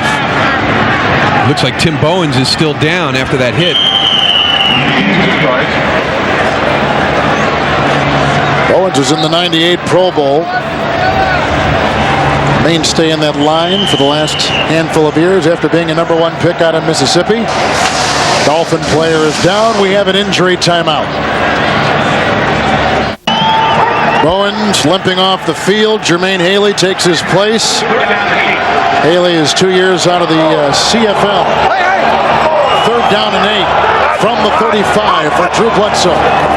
4 receivers out there. The block by Armstrong. The time for Bledsoe. The incomplete pass. I assume he was looking for his tight end Wiggins, but Glenn was in the vicinity. Incomplete pass. 4th and 8. New England's got a punt. I think he was just a little bit high trying to get that ball to Troy Brown. They had some routes to influence the coverage of the Miami defense and tried to bring Troy Brown back underneath in that vacated area, but drew a little bit high on that throw. Johnston had his last punt blocked. Jeff Ogden is back, a 56 now officially, a 56-yard punt return back in the first half. Not a good day for this group right here for the New England Patriots. They told us initially 53, and they gave him an extra 3 yards. Here comes the rush again, this time by Twan Russell. This will be fair caught. McDuffie at the 38-yard line. Bowens trying to knock the cobwebs loose on the side. CBS is sponsored by Southwest Airlines, proud sponsor of the NFL and official airline of the Super Bowl. Nike Shocks, Boeing thoroughly experienced and explained on Nike.com. And by Turning Leaf, it's turning into a very good time for wine. The new vintage of Turning Leaf is here. Kevin Harlan, Moose Johnston, Patriots on top 21-17. 3 late changes. That is Rob Conrad out with a bad back at a hip flexor last week. So Dion Dyer is taking his place right now, lining up in the slot, bottom of your screen. From the 38, Fiedler, who was injured himself earlier in the game. 1st down and 10 yards to go. Smith in the backfield. Blocked by Wade. Pass right on the money, and it's caught. Tony Martin grabbed by Langham at the New England Patriot 38-yard line. It's a gain of 25 and a Miami 1st down. And this is a great job just completely on this play. There was a blitz coming in. The offensive line does a great job with protection. And Tony Martin again on Antonio Langham. We talked about it in the first half with Oronde Gadsden getting up matched up with Antonio Langham. Now it's Tony Martin. So that is the key that they're looking for in their passing game. Weaver takes the place of Dion Dyer inside the 38. 1st and 10. Good block by Smith. Down the middle, bobble, and dropped by Gadsden. Boy, he was drilled. Although Brewski gets up with it, a whistle was blown. Incomplete pass. He was drilled by Larry Wiggum. Almost cracked that protective shield. You can hear that all the way up here. There was something. Wow. Ho, ho, ho. Well, now he doesn't have to worry about his toes anymore because his head is going to hurt so bad right now, he'll forget about those toes. Merry Christmas.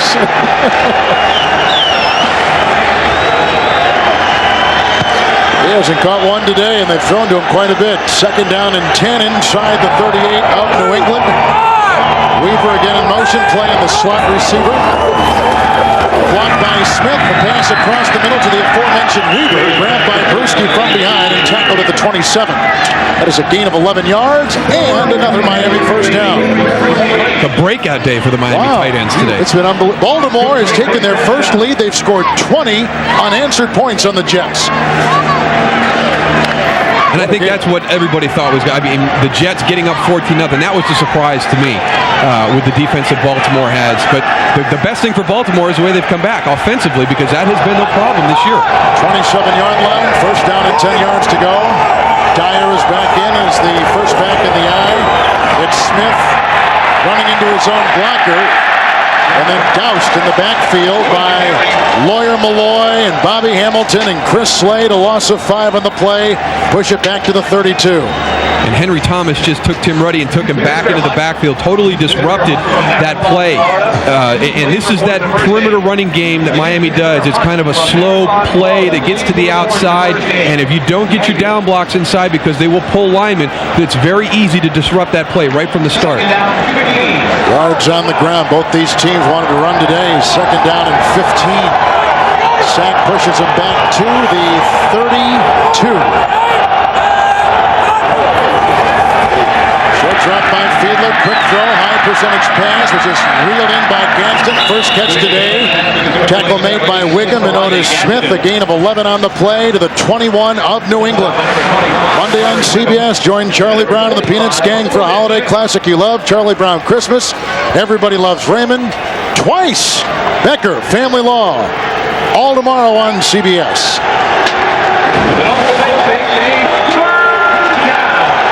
Third down and 4 at the New England 21.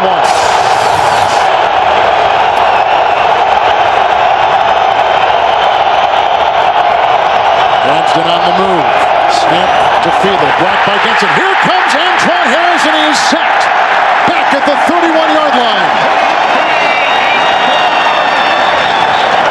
He is a rookie from Virginia. He was untouched and uncovered and made a beeline to Fiedler. First sack today given up by Miami's offensive line. And it comes from the backside, and it comes off the slot right here. You've got too many guys coming and not enough guys to block, and Antoine Harris comes free. You can see him. He doesn't come off the slot or anything. He's right there. Jay Fiedler has got to see that beforehand and get the ball out quick. That sack moves a possible field goal from the 39-yard line now for a 47-yard attempt. He's hit 16 consecutive field goals, and that is no good. Morey's last miss Monday night at the Meadowlands against the Jets. And in a vital game for Miami, he misses here. His first miss in 17 kicks. 10.5 to play in the third. Virginia rookie Antoine Harris's first career sack. He pushed him from a 39-yard field goal try to a 47-yard field goal try.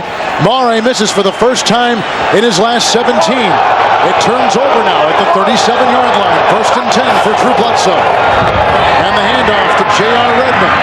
Wrapped up and brought down by Derek Rogers. No gain on the play. Redmond was a third-round pick out of Arizona State.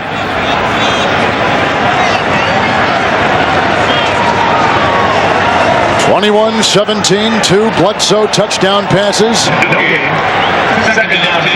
We've seen a touchdown run by Carter. 3 first-half lead changes. Redmond has struggled today after really looking pretty good last week until he hurt his foot. Second down and 10 from the 37. Now the empty backfield. 4 receivers. Bledsoe, quick drop. Woody with the good block and the pass outside, whistling over the head of Glenn, covered by Madison. Glenn caught a first-half touchdown pass. Flag is down on the play at about the 41.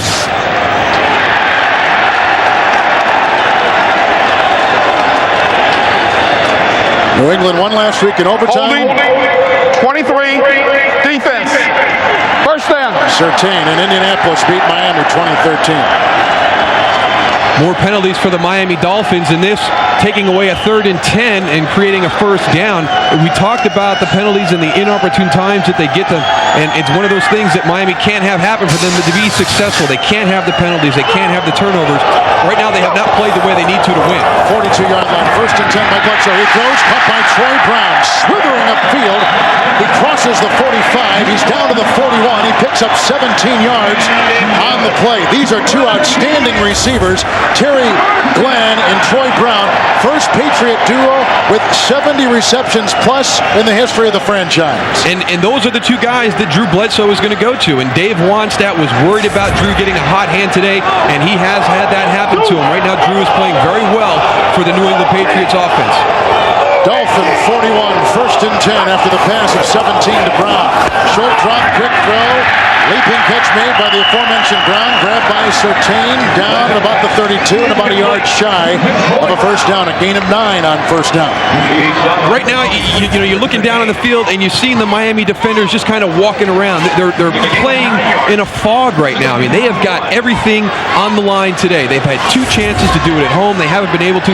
You don't want to put yourself in an all-or-nothing situation in Week 16 on the road, and they are not responding to what the urgency of this situation is right now.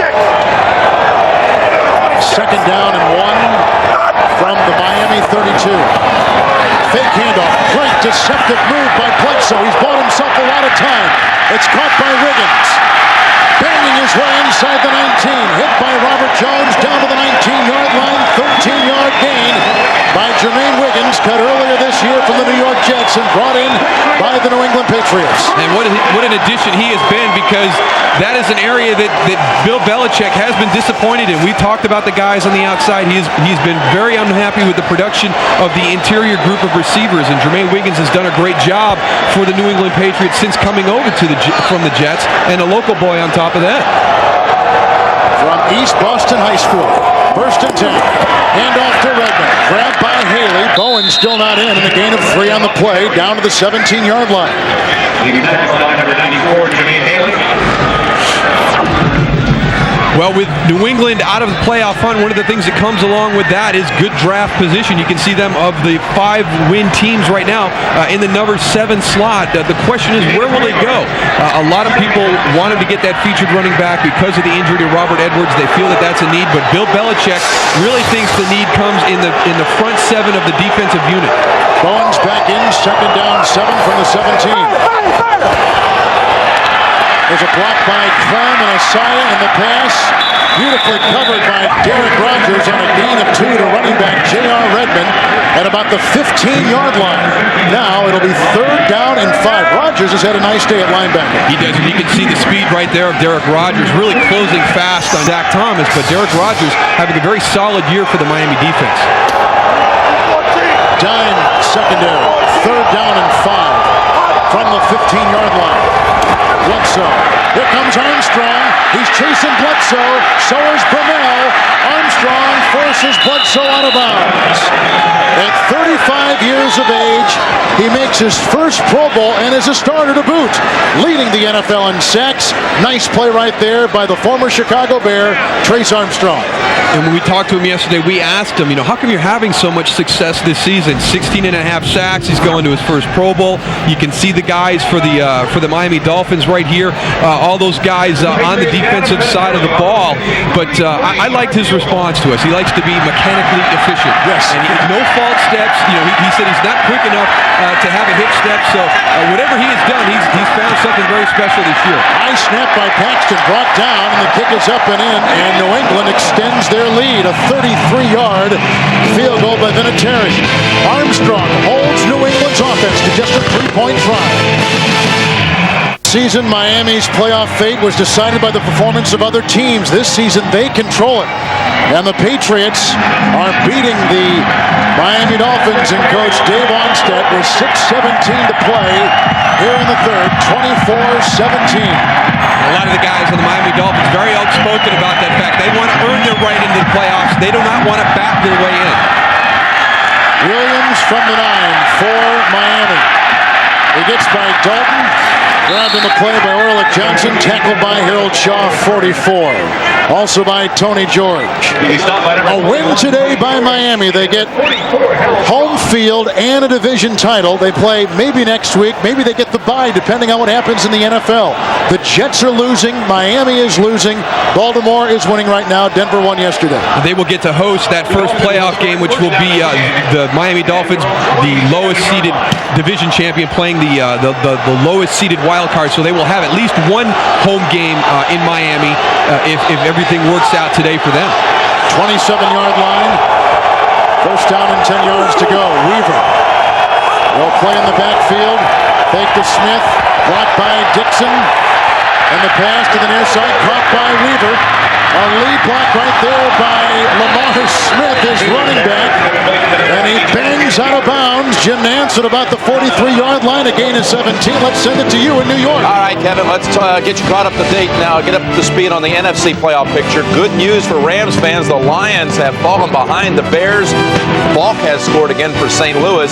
Should it stay that way, a Lions loss and a Rams win, St. Louis would make the playoffs. Green Bay needs both the Rams and the Lions to fall. They're leading 14-0. Back to Kevin and Daryl. Thank you very much. Yeah, that Chicago-Detroit game is huge. 17-yard gain moments ago on the pass to Weaver.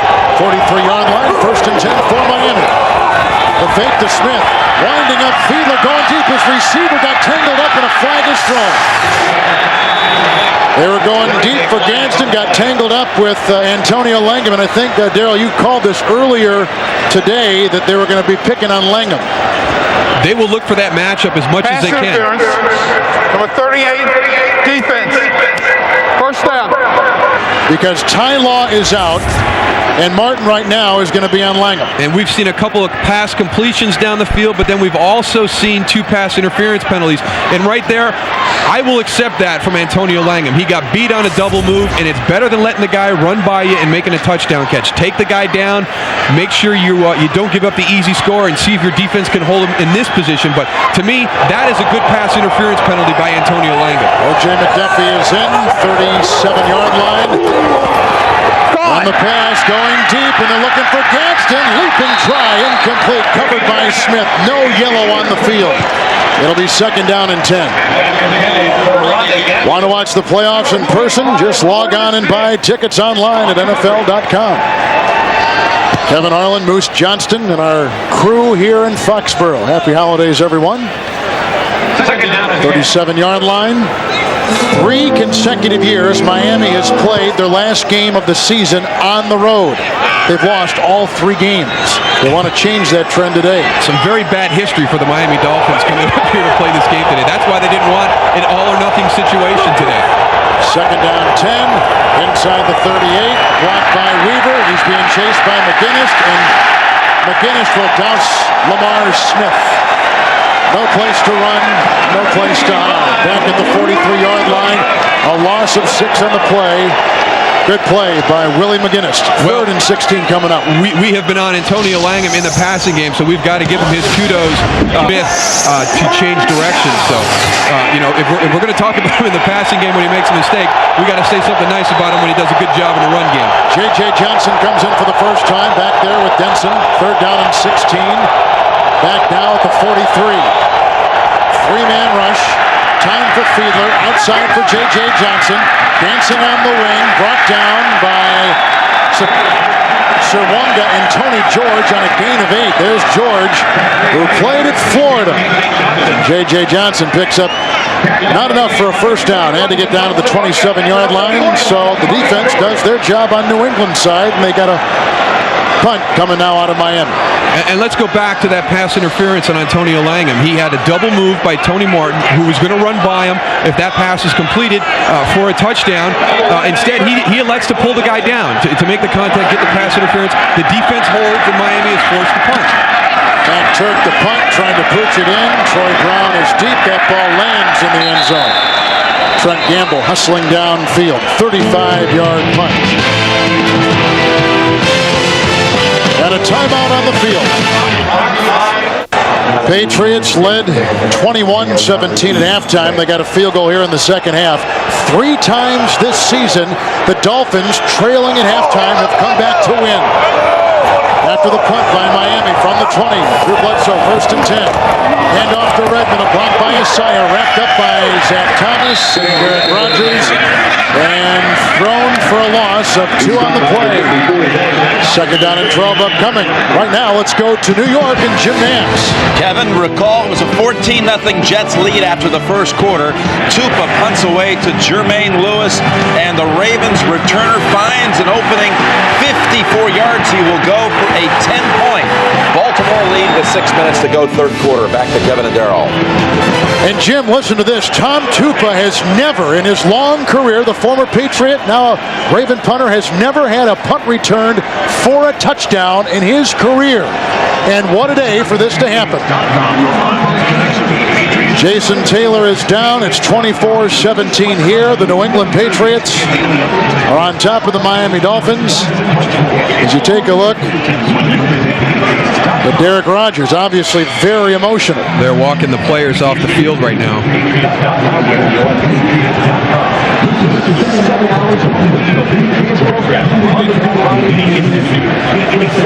Taylor had a first half interception which set up a touchdown. You saw his leg move, and that's one of the first things you look at. He's had a terrific year, a career year. He's had a sack already today, 15 for the season. First time he's going to the Pro Bowl.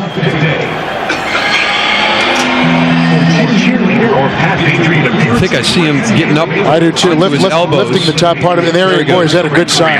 Is that a good sign? Because the reaction of Derek Rogers in that situation brought back some terrible memories for people that have followed the game of football in the NFL.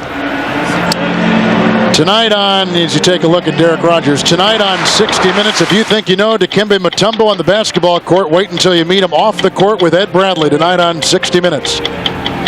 Then spend Christmas Eve with Touched by an Angel, followed by Angela Lansbury and a CBS Sunday night movie, Mrs. Santa Claus, all here. Don't miss it tonight on CBS. I think you and I just want to spend Christmas with our families. That's kind of the idea about Christmas, isn't it? Yeah, family. Nothing against Touched by an Angel, but we'll watch that with our families. Taylor is out. Armstrong and Mixon are the ends. 2nd down, 11. That was Armstrong jumping. Empty backfield. Falk on the near side from the 19. Bledsoe winding up down the middle. He's got his tight end Wiggins. He's being chased by Rogers. It's a foot race and he knocked it away. It's loose. Brian Walker will try to pick it up. It's loose in the end zone. Recovered by Brock Marion and Miami.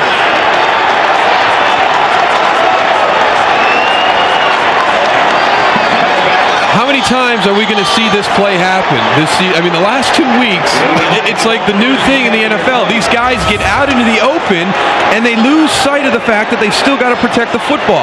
I mean, this is a huge play in this football game right now. Jermaine Wiggins has an opportunity to put them in position to put the ball away. How about Rogers? What a heady play. What a heady play. And then he caught it about the 1 and then slid into the end zone. Just a great throw. I mean, the catch, the run with Derek Rogers. That is intelligent football right there.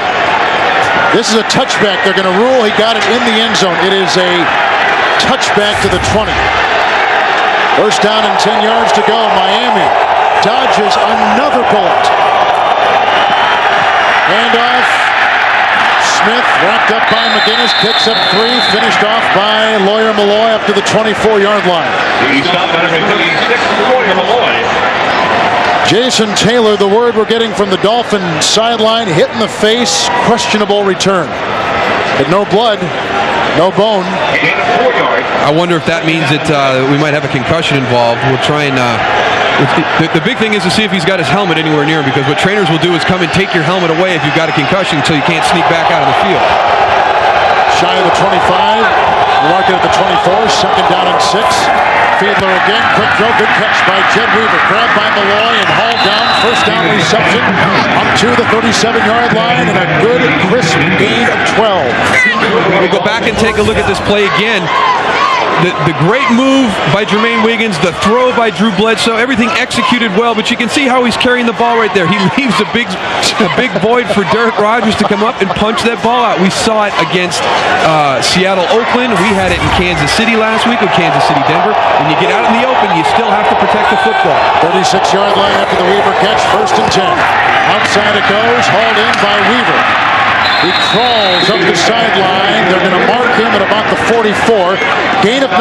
Now, all year long, up until today, there have been a total of 9 Miami tight end receptions. Today, 5. 5 of them. And that battle right there between Jed Weaver and Moyer Malloy started on that pass interference that we had in the end zone. They have been jawing with each other since late in the first half. Rob Conrad is out with a bad back. Dion Dyer has seen action in the second half. He's in a wingback position. 44-yard line, 2nd down and 2. Now he gets in the eye with Smith. The pitch out to Smith. A block by Wade. Here comes Wiggum, dosing him at the 41-yard line. Bobby Hamilton fell on him as well. A loss on the play of about 3. Tell you what, there have been some big plays by that defense today in New England. The thing that impresses me the most about what New England is doing is the job that Bill Belichick has done keeping his players focused. Their season's been over for a long time. They come out last week in Buffalo in those conditions and have what he thought was the best effort as a team all season. So, to me, a guy that can get his players motivated in this situation deserves a lot of credit. Lamar Smith, 5 times today, no gain or a loss. 3rd down and 5. Inside the 42. Shotgun snapped from Ruddy. Fiedler throws low. If it's a catch, it's a 1st down. Gadsden, did he scoop it in? Did he vacuum it in? They say he did. 48-yard line, gain of 7, and a Miami 1st down, which should take us to the end of the 3rd quarter. Let's watch it again. And one of the things that people talk about Rodney Gadsden is the hands. He's got big hands. He makes tough catches. Balls that are thrown low, balls that are thrown high.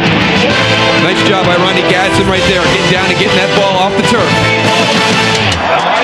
We start the 4th quarter. This is like a playoff game for the Miami Dolphins. They win, they're guaranteed a slot. If they lose, it's up for grabs. Anything from wild card to getting knocked out. 1st down and 10, first play of the 4th quarter from the 48, quickly outside. There's a block by Weaver. Gadsden with the catch, tackled by Wiggum at about the 48 on a gain of 4. He's into Patriot territory. It'll be 2nd down and 6. Miami losing the tiebreaker to both the Jets and the Colts. That's why those games are vital. Buffalo and the Patriots, of course, out of it. Miami coming in at 10 and 5. If they win the East for the first time since '94. And right now, with the Jets losing, that makes the situation not as dire for the Miami Dolphins as it could be. The Indianapolis Colts have to be excited too, with both of these teams losing at this point. 2nd down 5, inside the 48. Play action by Fiedler, winding up, going deep. He's got Morton, knocked down by Lawyer Malloy, incomplete. Martin was open, Langham had fallen, and Malloy saved the day. Incomplete pass. Well, what happens is they've done this before. They did the double move, and they do it again, and Antonio Langham bit on it again. That's why he stumbled coming out of the break. Great range by Lawyer Malloy, coming all the way from the middle of the field. He got a great jump on the ball. He saw the play. He saved the touchdown right there. 3rd down and 5, inside the 48. Well, he has had a great game today in the passing game, in the run game, playing physical. The running shotgun snap. And the pass. Leaping catch made, and it's Jeff Ogden with the grab, 35-yard line, and he moves the chains in a 1st down for Miami. 12-yard gain. He had a 56-yard punt return back in the 1st quarter. Right now, they're doing a good job of finding the holes in the zones of the New England Patriot defense. This is the 2nd time on this drive that they have completed a pass around 4 defenders. They're finding those little pockets in the zones. Fiedler has been spectacular on 3rd downs today. 6 different receivers, 6 of 6 through the air. Now from the 35 of New England, 1st and 10. Empty backfield. There goes Smith. There goes Fiedler to throw. Great time. Runs out of the pocket. Breaks the grasp of the defender. Hamilton runs down the sideline and then belts it in the chalk. That is a flag and should be more. Slade with the hit. It was well out of bounds. 16-yard gain as it stands in the scramble by Fiedler. Personal foul. Unnecessary roughness. Number 53, defense. Late hit out of bounds. First down. Well, obviously, Jay Fiedler taking advice from Dave Wannstedt. He wanted to see him get out and run a little bit more when things broke down, and he has done that very well today. Chris Slade, I don't know what you're thinking. I don't know what you're thinking. He is clearly going to step out of bounds. He's in the white when you hit him. Chris is a good football player. He's a smart football player, but he lost his composure right there. J.J. Johnston is in the backfield with Smith. It's first down and goal. At the New England 9. McDuffie is in motion. The fake handoff to Smith to the end zone. Fiedler and caught out of bounds by J.J. Johnston. Incomplete pass. Second down and goal.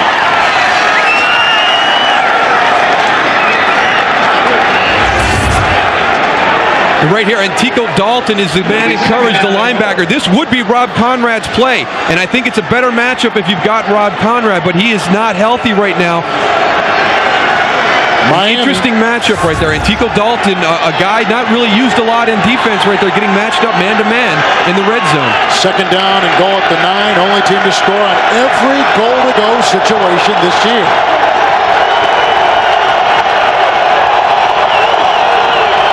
Johnson rearranges himself. Fiedler fires to the end zone right through the hands and incomplete. Tony Martin had it. Ricochets incomplete. Third down and goal. And we got that matchup that they've been looking for all day again. It's Antonio Langham. He gets away with a little bit of a shove right there. The stumbling comes because he got caught up in the feet, but there was a little bit of a shove at the top of that route by Tony Martin, so he got away with one.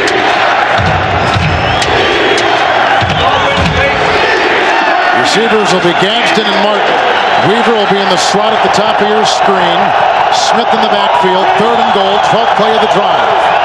At the 9. Fiedler outside. Caught by Gadsden. A block by Weaver. He's grabbed by McGinnis and brought down at the 10. Interesting play call. And the defense of New England will force the Miami offense off the field, holding him out of the end zone. McGinnis made that play click, and now Miami is relegated to a 3-point try. And it's that wide receiver screen. You can see Jed Weaver getting out there. The offensive lineman coming out to get a block, but 3rd and 10 at the 10-yard line.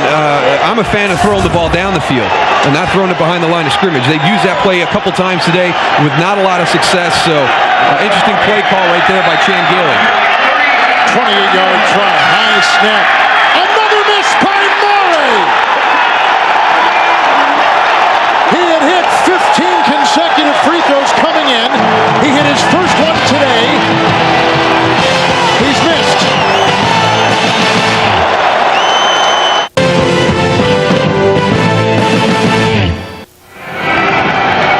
Coming into today, Murray had hit 15 consecutive field goals. Hit his first today, 16 in a row. Now he's missed the last 2.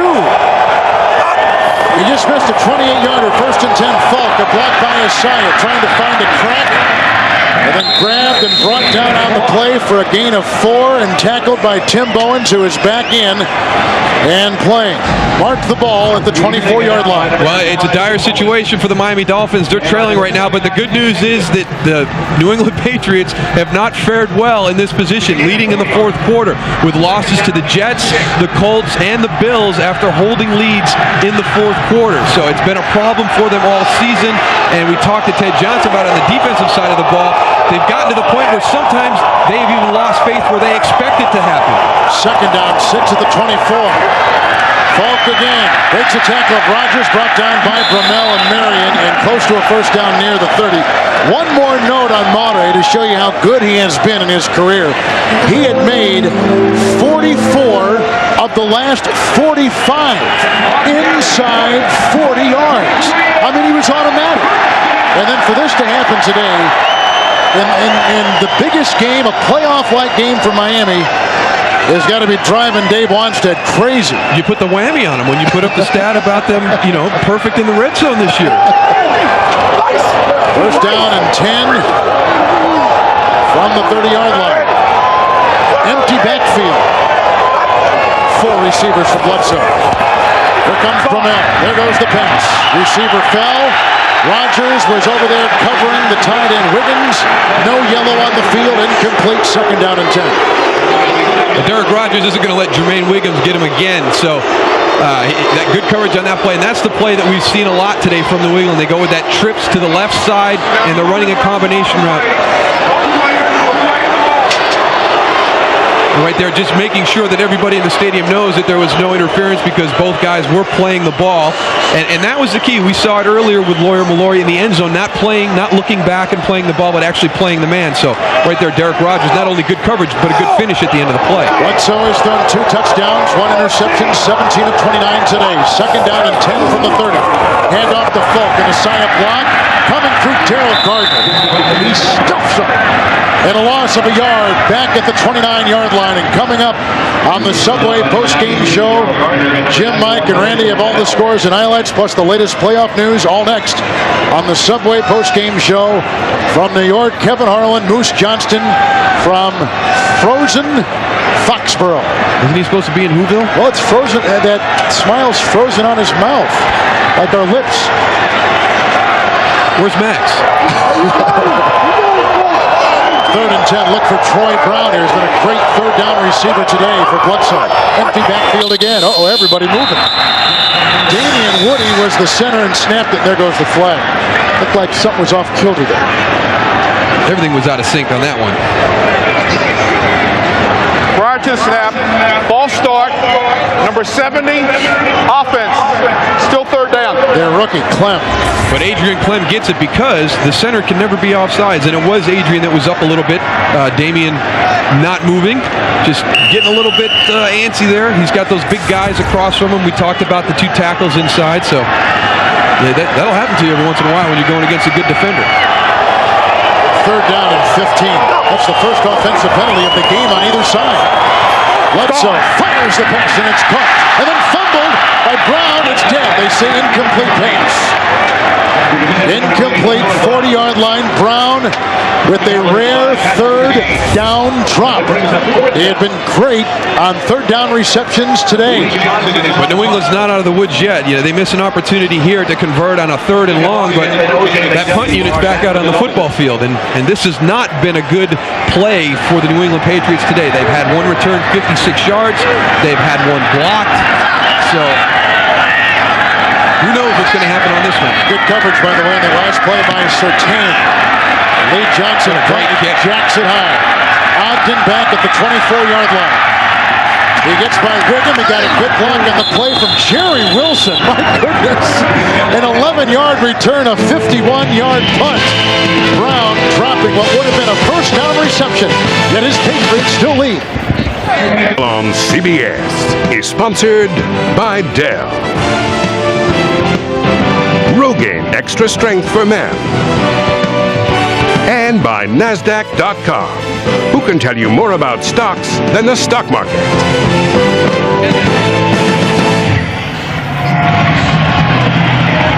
Patriots have won 2 of their last 3. Miami has lost 2 in a row coming into today.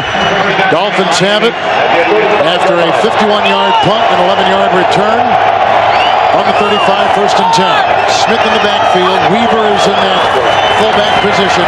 And the Fiedler throw is on the money and dropped and maybe intercepted. It was to Martin. Langham was there. Ball was down. Incomplete pass. Second down and 10. Wow, I just thought he made an incredible play on that one. And it's the same route that they've been completing the last few times, that deep post. Nice job by Antonio Langham stripping the ball out of Tony Martin's hands because he's got it there. He delivers the ball well on time, and it looks like he's going to make the catch, and you can see him come in there and make the strip. Boy, and that ball almost did get onto his leg as they rolled out, and he would have had possession. Deion Dyer is in, playing the slot. Now he's in motion. Second down 10. Conrad out with the bad back from the 35. Fiedler fires the pass, and his receiver slipped. That was Martin on the side. Guarded by Serwanga. Incomplete pass. Langham was over there as well. 3rd down and 10. This is not a drive where Miami can take it for granted. They can't, because they will be punting back into the wind here at Foxborough Stadium. So the Patriots would end up in good field position if they don't convert and get a first down. Very good characteristic of this offense, too, because one of the things that they try and avoid is the 3rd and longs, but we've seen them in quite a few this afternoon. Denson is in, and Ogden is in. Ogden just made his 2nd reception of the season on the last drive. 3rd and 10. Shotgun snap from running. They blow that play dead. Prior to the snap, false start, number 78, offense. Richmond Webb. Still 3rd down. 2nd offensive penalty of the game for either team. 1st on Miami. All the penalties today, 4 on the defense of the Dolphins, 4 on the defense of New England. And they continue to have problems putting themselves in bad positions with the penalties. A big concern of Dave Wannstedt as they came into the game. Very uncharacteristic for his team. He's a disciplinarian as a coach, and that's one of the things that he takes pride in, is not having the stupid penalties. Denson is in, 3rd and 15 with the penalty back to the 30-yard line. Shotgun snap, good time to throw, and it is caught by O.J. McDuffie, diving, and the lunge may have gotten him the first down. That extra thrust and acceleration he's got to get to the 45, and that's exactly where he is. And as you pointed out, it was the lunge at the end of this play. It's a completed short pass. It's only 5 yards down the field on 3rd and 15, but it's the effort of O.J. McDuffie at the end of the play and poor tackling by the secondary of New England. He's had 2 catches today, both on 3rd downs. It is very, very close. My guess is short by an inch or 2. Or they make it by an inch or 2. Big play. O.J. McDuffie authored that first down. That was all effort at the end of that play, because it was a completed short pass, and he was expected to be able to run with it after the catch. But the secondary of New England, he split 2 defenders and was able to get the first down. So poor tackling in the secondary of New England. Both teams with 3 timeouts. McDuffie today, both those again on 3rd down. Smith back in the backfield. 3 receivers, 45, 1st and 10. Fiedler. And whips a pass, caught on the near side by the tight end Weaver. And then bangs out of bounds, 40-yard line, gain of 15. That is a first down. Weaver was a part-time starter for Philadelphia a season ago. Started 10 games, but he dropped the ball. They let him loose, picked up by Miami, and he's having a career day for the Dolphins today. And I don't know what they saw on film that the tight end gave them the matchups that they would be looking for during the course of the game, because we've been talking about it all day. I mean, they're going to match half of their season's production in today's game, so something on film must have created a matchup that Chan Gailey felt good about. He came in with 5 catches. He's got 5 catches today. Hand off to Smith. A Dixon block, and then he is stormed under by Chad Eaton and Willie McGinnis. Bobby Hamilton was in there as well. And that play there was doomed from the start. Yep, there's McGinnis. And that has been the area that they've really noticed where the shoulder of Jay Fiedler might have been giving him more trouble, is the ball handling. And you can see right there, Jed Weaver, he motioned across, but he came across too far to get back into the play. Jay Fiedler coming out, and that's what Dave Wannstedt thought. He thought the ball handling, more so than the throwing, was where he had seen the lack of production from Jay Fiedler. 2nd down 10 from the Patriot 40. Fiedler again fires the pass. That one is caught by Gadsden, grabbed by Smith. Gain of 8 to the 32-yard line. 2 yards shy of a first down. Running today, the Dolphins and Miami trying to go with Lamar Smith. 18 carries, 24 yards. Fiedler's carried it twice for 22. That's been about it. And that has been the key. You know, Jay Fiedler is running the ball when the opportunity presents it, and that was one of the things over the last 2 weeks when they had the losses to Tampa Bay and Indianapolis that he wasn't doing because of that shoulder. Pretty important 3rd and 2. Huge 3rd and 2 right here. 7th play of the drive from the 32 of New England. Fiedler sets, fires the pass, it's caught McDuffie, he's got the first down yardage. O.J. McDuffie, a gain of 4. Another third down reception, back-to-back on this drive. And the clock continues to tick. Miami's got all 3 timeouts. And this is that ball control offense that we talk about. They get into the third and mediums, the third and shorts, and try and convert. And that route was designed specifically for that type of situation. And O.J. McDuffie does a great job of running it with the proper depth. So all he has to do is make the catch. He's beyond the yard marker, so if he's tackled immediately, it's still a first down. 2 tight ends and Deion Dyer from the 28, first and 10. The fake handoff to Smith. Fiedler going to the side, caught by Deion Dyer, the rookie, gets by Brewski, bangs into Wiggum, tackled by Malloy and by Ted Johnston on a gain of 12. Miami is buzzsawing the defense on this drive, which began back at their own 35.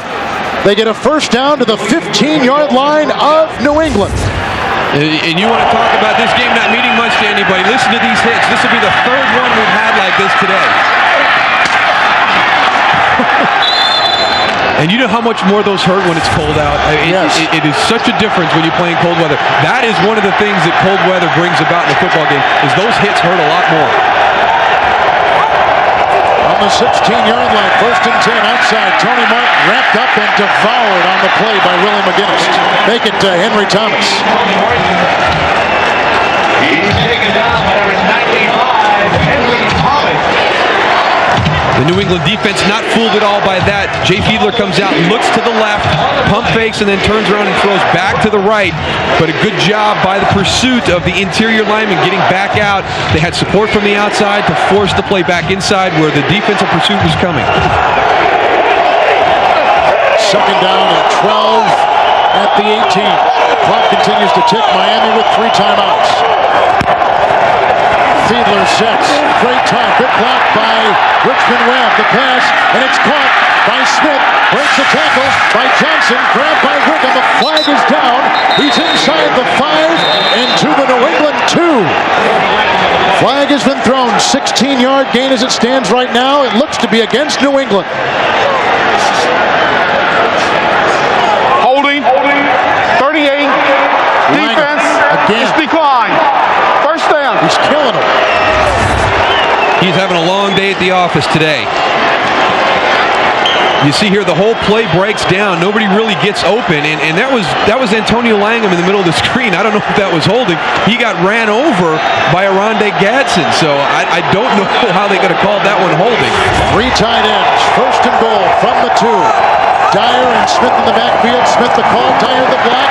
Smith digging in against Brewski. Grabbed by Malloy and in for a touchdown. And Miami is 1 point away from tying the game.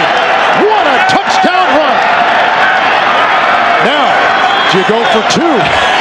Now, do you go for 2? Oh, no. You got to kick it and take your chances. You got to kick it and take your chances. What an effort by Lamar Smith. They made a point about the fact that, the speed of him was one of the things that people kind of shied away from him for. But, look, that's Teddy Bruschi and Lawyer Malloy. Teddy Bruschi stands you up in the hole, and then you carry Lawyer Malloy into the end zone on your back.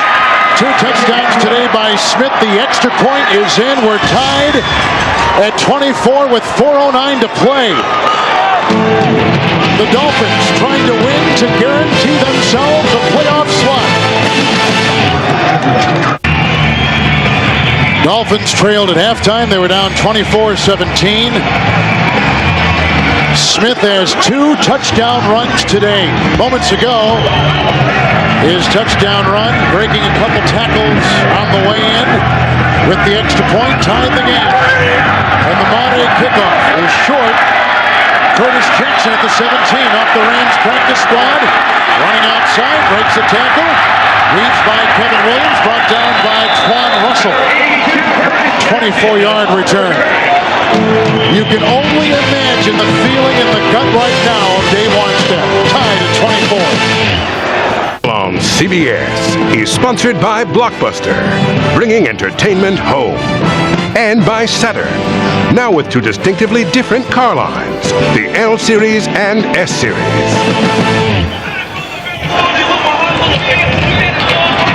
3 timeouts apiece. We're tied at 24. Under 4 minutes to play. Interesting stories on both sides with Antonio Langham taking the place of Ty Law. Langham is hurt the Patriots today. The tight end and the fullback have been catching passes all day for Miami. Those were stories we didn't expect. From the 40-yard line, Patriots have it 1st and 10. Fake hand off the foot. Good play action by Bledsoe. Fires down the middle. It's caught. On the near side, grabbed by Troy Brown, belted out of play by Brock Marion, gained it 22 yards to the Miami 38-yard line. The biggest story we didn't expect is the amount of points that are being scored today. The first time these teams played, it was 10-3. You know, New England was held to their lowest production on the offensive side of the ball, but as you see on that play right there, I mean, they're playing very well today offensively, throwing the ball well in cold weather situations. The running game has struggled. They haven't had the production like they had last week, but to me, 24-24, I never would have expected. Jason Taylor is back in, 1st and 10. That pass broken up by Robert Jones, and then grabbed on the interception by Zach Thomas. It's the 3rd turnover of the game by the New England Patriots. Zach Thomas, the pick, his 1st of the season, and Miami has been given new life. Tied at 24, 3rd turnover. This goes to Miami. Robert Jones makes the deflection on Troy Edwards, on Troy Brown, and Zach Thomas, a guy who we haven't called his name a lot today, and he comes up and makes one of the biggest plays so far in the second half. But New England just continually giving Miami opportunities. 3 timeouts remaining for the Dolphins. You see the time and the score from the 24-yard line. Fiedler 1st and 10. Short drop, running the clock, pass down the side, and incomplete, looking for Jed Weaver. He catches 5 passes all season long at tight end. He's caught 5 today. Dion Dyer, a rookie fullback, no receptions in his career. This is rookie season. He's got 2 big catches today from Jay Fiedler. Tonight on 60 Minutes, if you think you know Dikembe Mutombo on the basketball court, wait till you meet him off the floor. Ed Bradley tells you why tonight on 60 Minutes. 2nd down, 10 from the 24.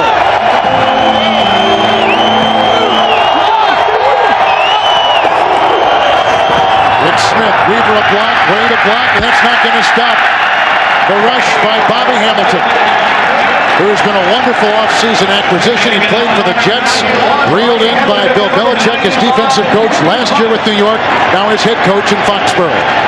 And that is the way that you shut down the running game of the Miami Dolphins, with some great play from your defensive ends. And Bobby Hamilton and Willie McGinnis both have done a very good job today of shutting down that perimeter-style running that the Miami Dolphins like to use. Well, a pretty big 3rd and 9 play. How about Jeff Ogden again, huh? Well, you know the guy that they're going to go to is Tony Martin. He's been their 3rd down guy. They go to Denson instead. With blockers ahead, there's a good block given by Donnelly, and he's got the 1st down. Clock continues to tick. Denson up to the 37-yard line. Brought down by Eaton and Malloy. And with no Thurman Thomas because of the season-ending injury, Denson has stood up a 12-yard gain on 3rd down and 9. And here's that little screen again. They got away with a penalty right there because there was a guy engaged, and the offensive lineman came out and chopped. Very lucky to have gotten away with that penalty. But again, they throw a screen pass on 3rd and 9 and make the 1st down. 1st down and 10 from the 37. Both of Denson's catches today, both, by the way, on 3rd down. Fiedler outside, goes to Weaver, lost his footing and tumbles downward. Make it Hunter Goodwin, who caught a touchdown reception earlier today. And he picks up 2 and struggles to get up. We're at the 2-minute warning, and we're tied at 24 in Foxborough, Miami, and New England. It's not the worst day of Mare's career, but it is feeling like one. He's missed 2 field goals today after coming into today, hitting 15 consecutive field goals. 2nd down and 8. Dolphins, with their timeout situation, have 3 left. On the 39. Fiedler throws, ball is caught once again by O.J. McDuffie. Crossing midfield, down to the Patriot 48, tackled by Langham, picks up 13 yards. Well, he has been huge on the last 2 drives for the Miami Dolphins. You remember the play where he lunged for the 1st down on 3rd and 15, which got him in the position to tie the game up, and now making another big conversion right there on a 2nd and 8. Denson remains the running back, 4 receivers, including Ogden in the slot bottom of your screen. 1st and 10, Miami at the New England 48. The ready snap. Fiedler looking for a block, has to get down to the 38, being chased by McGinnis and ridden out of bounds. At the 48-yard line, may have lost a half yard on the play. If the Dolphins win, they win the division for the first time since 1994. If they lose, they could end up anywhere from a wild card to out of the playoffs altogether. Unbelievable that it's this exciting coming into the last week of the season. There's so much unknown right now as the playoff situation starts to unfold on the last week of the season. 2nd down and 10. Just outside the New England 48. Miami with 3 timeouts, 1:19 in regulation.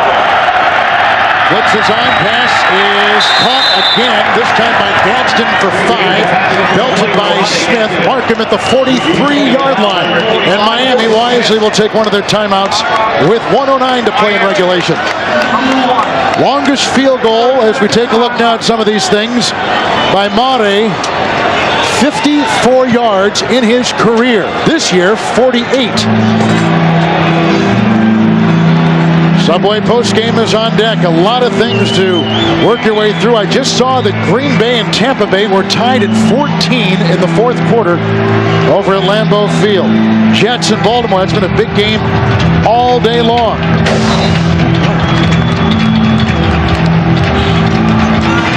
The other big one that everybody's got their eye on today, also the Chicago-Detroit game, which last we saw was 13-10 Chicago.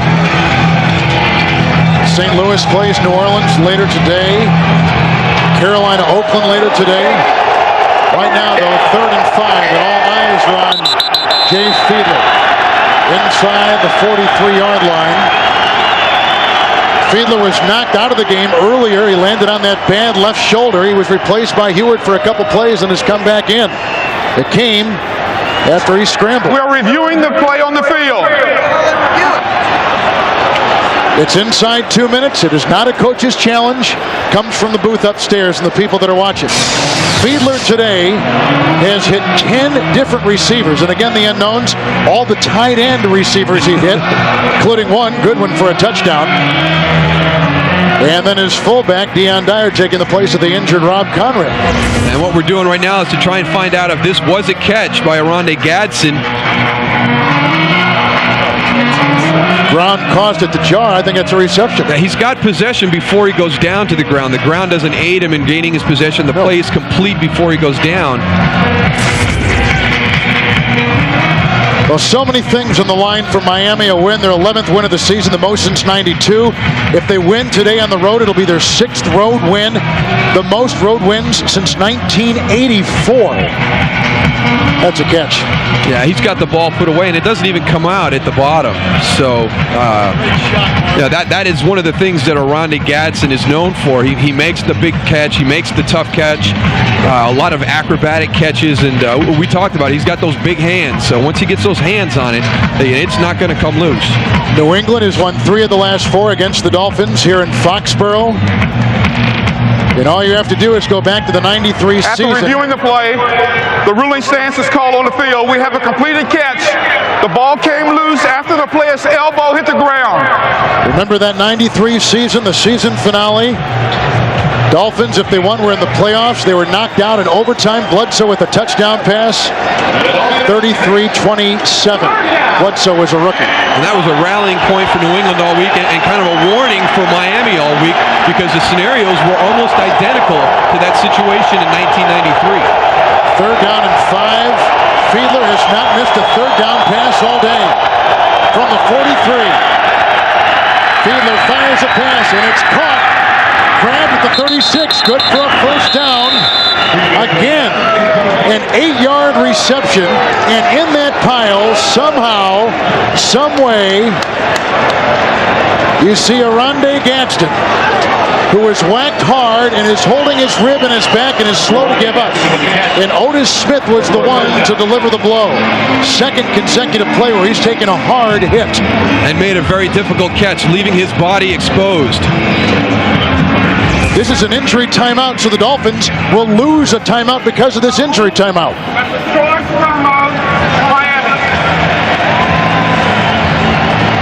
I think it's there at the end. I don't even think it's a hit. I think it's as the pile shifts at the end, he got kind of bent in an awkward position, and you could see him reach for his rib, maybe his back at the end of the play. We got to start talking Monterey field goal range right now. They're at the 35-yard line. His career best is 54. He's knocked in a 48-yarder this year. Right now, it is a 53-yard try. But if the wind is any indication from the flags on the rim of the stadium, it is into the wind. And it's into a pretty good wind right now. It's starting to pick up as the game has progressed. It has gotten stronger. So I think you're talking possibly 5 yards off of what he would be capable of kicking because of the wind. So I might back his maximum from 54 down to 49, 48, and his long for this season down to about 42, 43. First down from the 35-yard line. Miami's got one timeout left, but they bring in the blitz. It looks like it. Here they come. Hand off to Denson. Runs into his own blocker and brought down by Otis Smith and Larry Wiggum. Stuffed right there. Clock continues to tick. Miami's got a timeout. Dolphins took over at their 24 with 3:44 left. Coming up the 10th play of the drive as you see Monterey limbering up. Second down and 11. Incomplete. Clock is stopped at 22 seconds on that 3rd and 11. Facing now Miami. You talked about the blitz on the play before. Here they come again. 4 guys coming up the middle. Jay Fiedler lucky to get that ball out of there. It'll be interesting to see what Bill Belichick decides to do now on 3rd and 11. They had the running play. He brought a max blitz on first down. They had that second down and long. He brought max blitz again. I say he would go into the zone this time. Earlier in this drive, they kind of baited that all-out blitz look and then pulled back in, almost picked off a slant route. 3rd and 11 from the 36. Fiedler fires a pass. It is caught. It's in the middle of the field. They're going to have to take a timeout. A 5-yard gain by O.J. McDuffie. Clock is stopped at 15 seconds. Miami has burned their final timeout. Well, we talked about what the effect the wind would have. Right now, we're looking at a 48-yard field goal, and that, to me, puts it at about his maximum distance. And Arlen Monterey is coming onto the field, so he will attempt a 48-yard field goal. And this is going to be right at that level. I mean, this is going to be about as far as you can go. So it is 4th down and 6. They had to get down to the 25-yard line. The wind is in his face. It is bitterly cold. And Monterey, who has had a nightmare of a day, missing from 47 and 28, will try a 49-yard field goal. Lydiard the snap. Hewitt the hold. The kick is up. It is long enough. It is good. The Dolphins have the lead.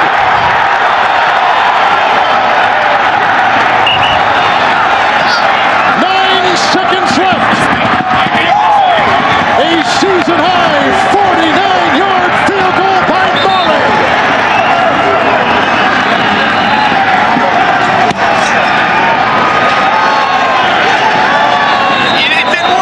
Incredible. I didn't think he was going to be able to get it there. But he knows immediately. I tell you what, this has got plenty of leg. Plenty of leg right there for that one. Everything was perfect. The snap, the hold, and he knew it right when he kicked it. Boy, I tell you what, he threw a lot into that one, too. A different approach as he comes through, and he just drilled it. He knew it was down the middle as soon as it came off his foot. 9 seconds left. The Dolphins have a lead. It is the 4th lead change in the game. And that's about the way the season has gone for Bill Belichick. Always close, but just never enough. This team has been in so many close football games and has never been able to find a way to win. We talked about their blown 4th quarter leads before, and that sums it up for all the guys. Lawyer Malloy, he played an outstanding football game today in the passing game and in support and the run defense. But New England could not eliminate the miscues. They had the block punt.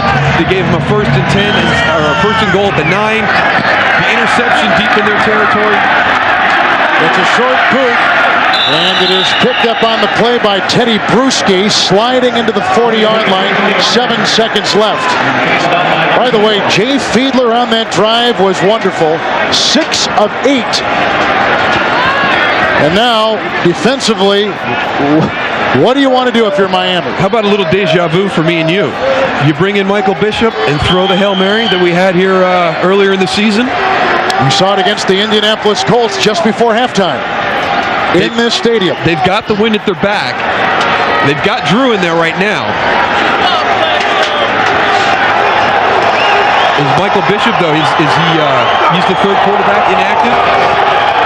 From the 40-yard line, first and 10, that ball knocked away from behind. It's loose, and Bledsoe thinks it's alive. It's still loose and picked up by Troy Brown, and now they've wiped it. Where are the flags? There goes the flag, and where's the whistles? No time remains. The Dolphins are celebrating. Jason Taylor knocked that ball away. But they called incomplete pass, so all that stuff after the play. Exactly. But where was the whistle? I didn't hear him up here either. They've got to put time back on the clock. We think. We have an illegal forward pass on the offense. The game is over. That's it. The Miami Dolphins have won the AFC Eastern Division title, their first since '94. They have their 11th win, the most since '92. They're in the playoffs for the 4th consecutive year. This is not the illegal forward pass. Now, they considered that a fumble, but here's the... Where's the whistle? Now they called the sec. There's the flag right there. Again, thank you to all of our season ticket holders. That's it. The Dolphins are going to the playoffs. They will host the first-round game. Final 27-24 Miami. For Daryl Johnston, Kevin Harlan saying so long from Foxborough. You've been watching the NFL on CBS, home of Super Bowl 35. We're starting to shape up. Some teams are in and out as of this hour. Welcome to the Subway Post-Game Show. Jim Nance here with Mike Ditka and Randy Cross. Here's what we know as of this minute. The Rams are in, the Lions and Packers are out, and the Dolphins have won the AFC East. The Colts and Steelers still have hope because the Jets are losing, and should the Jets drop this game, the Colts could win a spot by beating the Vikings this afternoon. Should they fall, the Steelers would claim it with a victory. Mike, get us up to speed on the Jets. I tell you what, they came out hot. They started with the flea flicker. Martin goes back to Testaverde, and he gets it to Diedrich Ward for a touchdown wide open. They were up 14-0 real quick on no-huddle offense, but back to watch the play by Dilfer here. He gets hit, he's falling backwards, throws the ball, finds Quadra Isabel in the corner of the end zone for a touchdown, and they're back in the game. This was the killer play right before the half. Oh, unbelievable. Chris McAllister, 97 yards, I think it was, for a touchdown.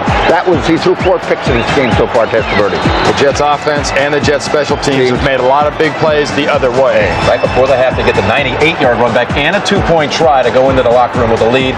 And how about Jermaine Lewis? Here it goes. Jermaine Lewis for a touchdown on a punt return. This is 1 of 2 that he had. So right now, I think Baltimore's up by 14 points. And here's the other one just a moment ago. The significant thing here, Randy, is Tom Tupa doesn't do this. He had not had one return for a touchdown in his career. But I don't know 2 in 1 day. I don't know if you blame the punter for that or the guys who are covered the punt. Oh, that's easy. Not the kicker. 2 1/2. The Jets must win to make the playoffs. And should the Jets lose, the Colts will be playing for a playoff berth if they can defeat Minnesota, and that game's about to kick at Indianapolis. Now, should the Colts lose and then the Steelers win at San Diego, that would put Pittsburgh, of all unlikely scenarios, put the Steelers into the playoffs. Now, what about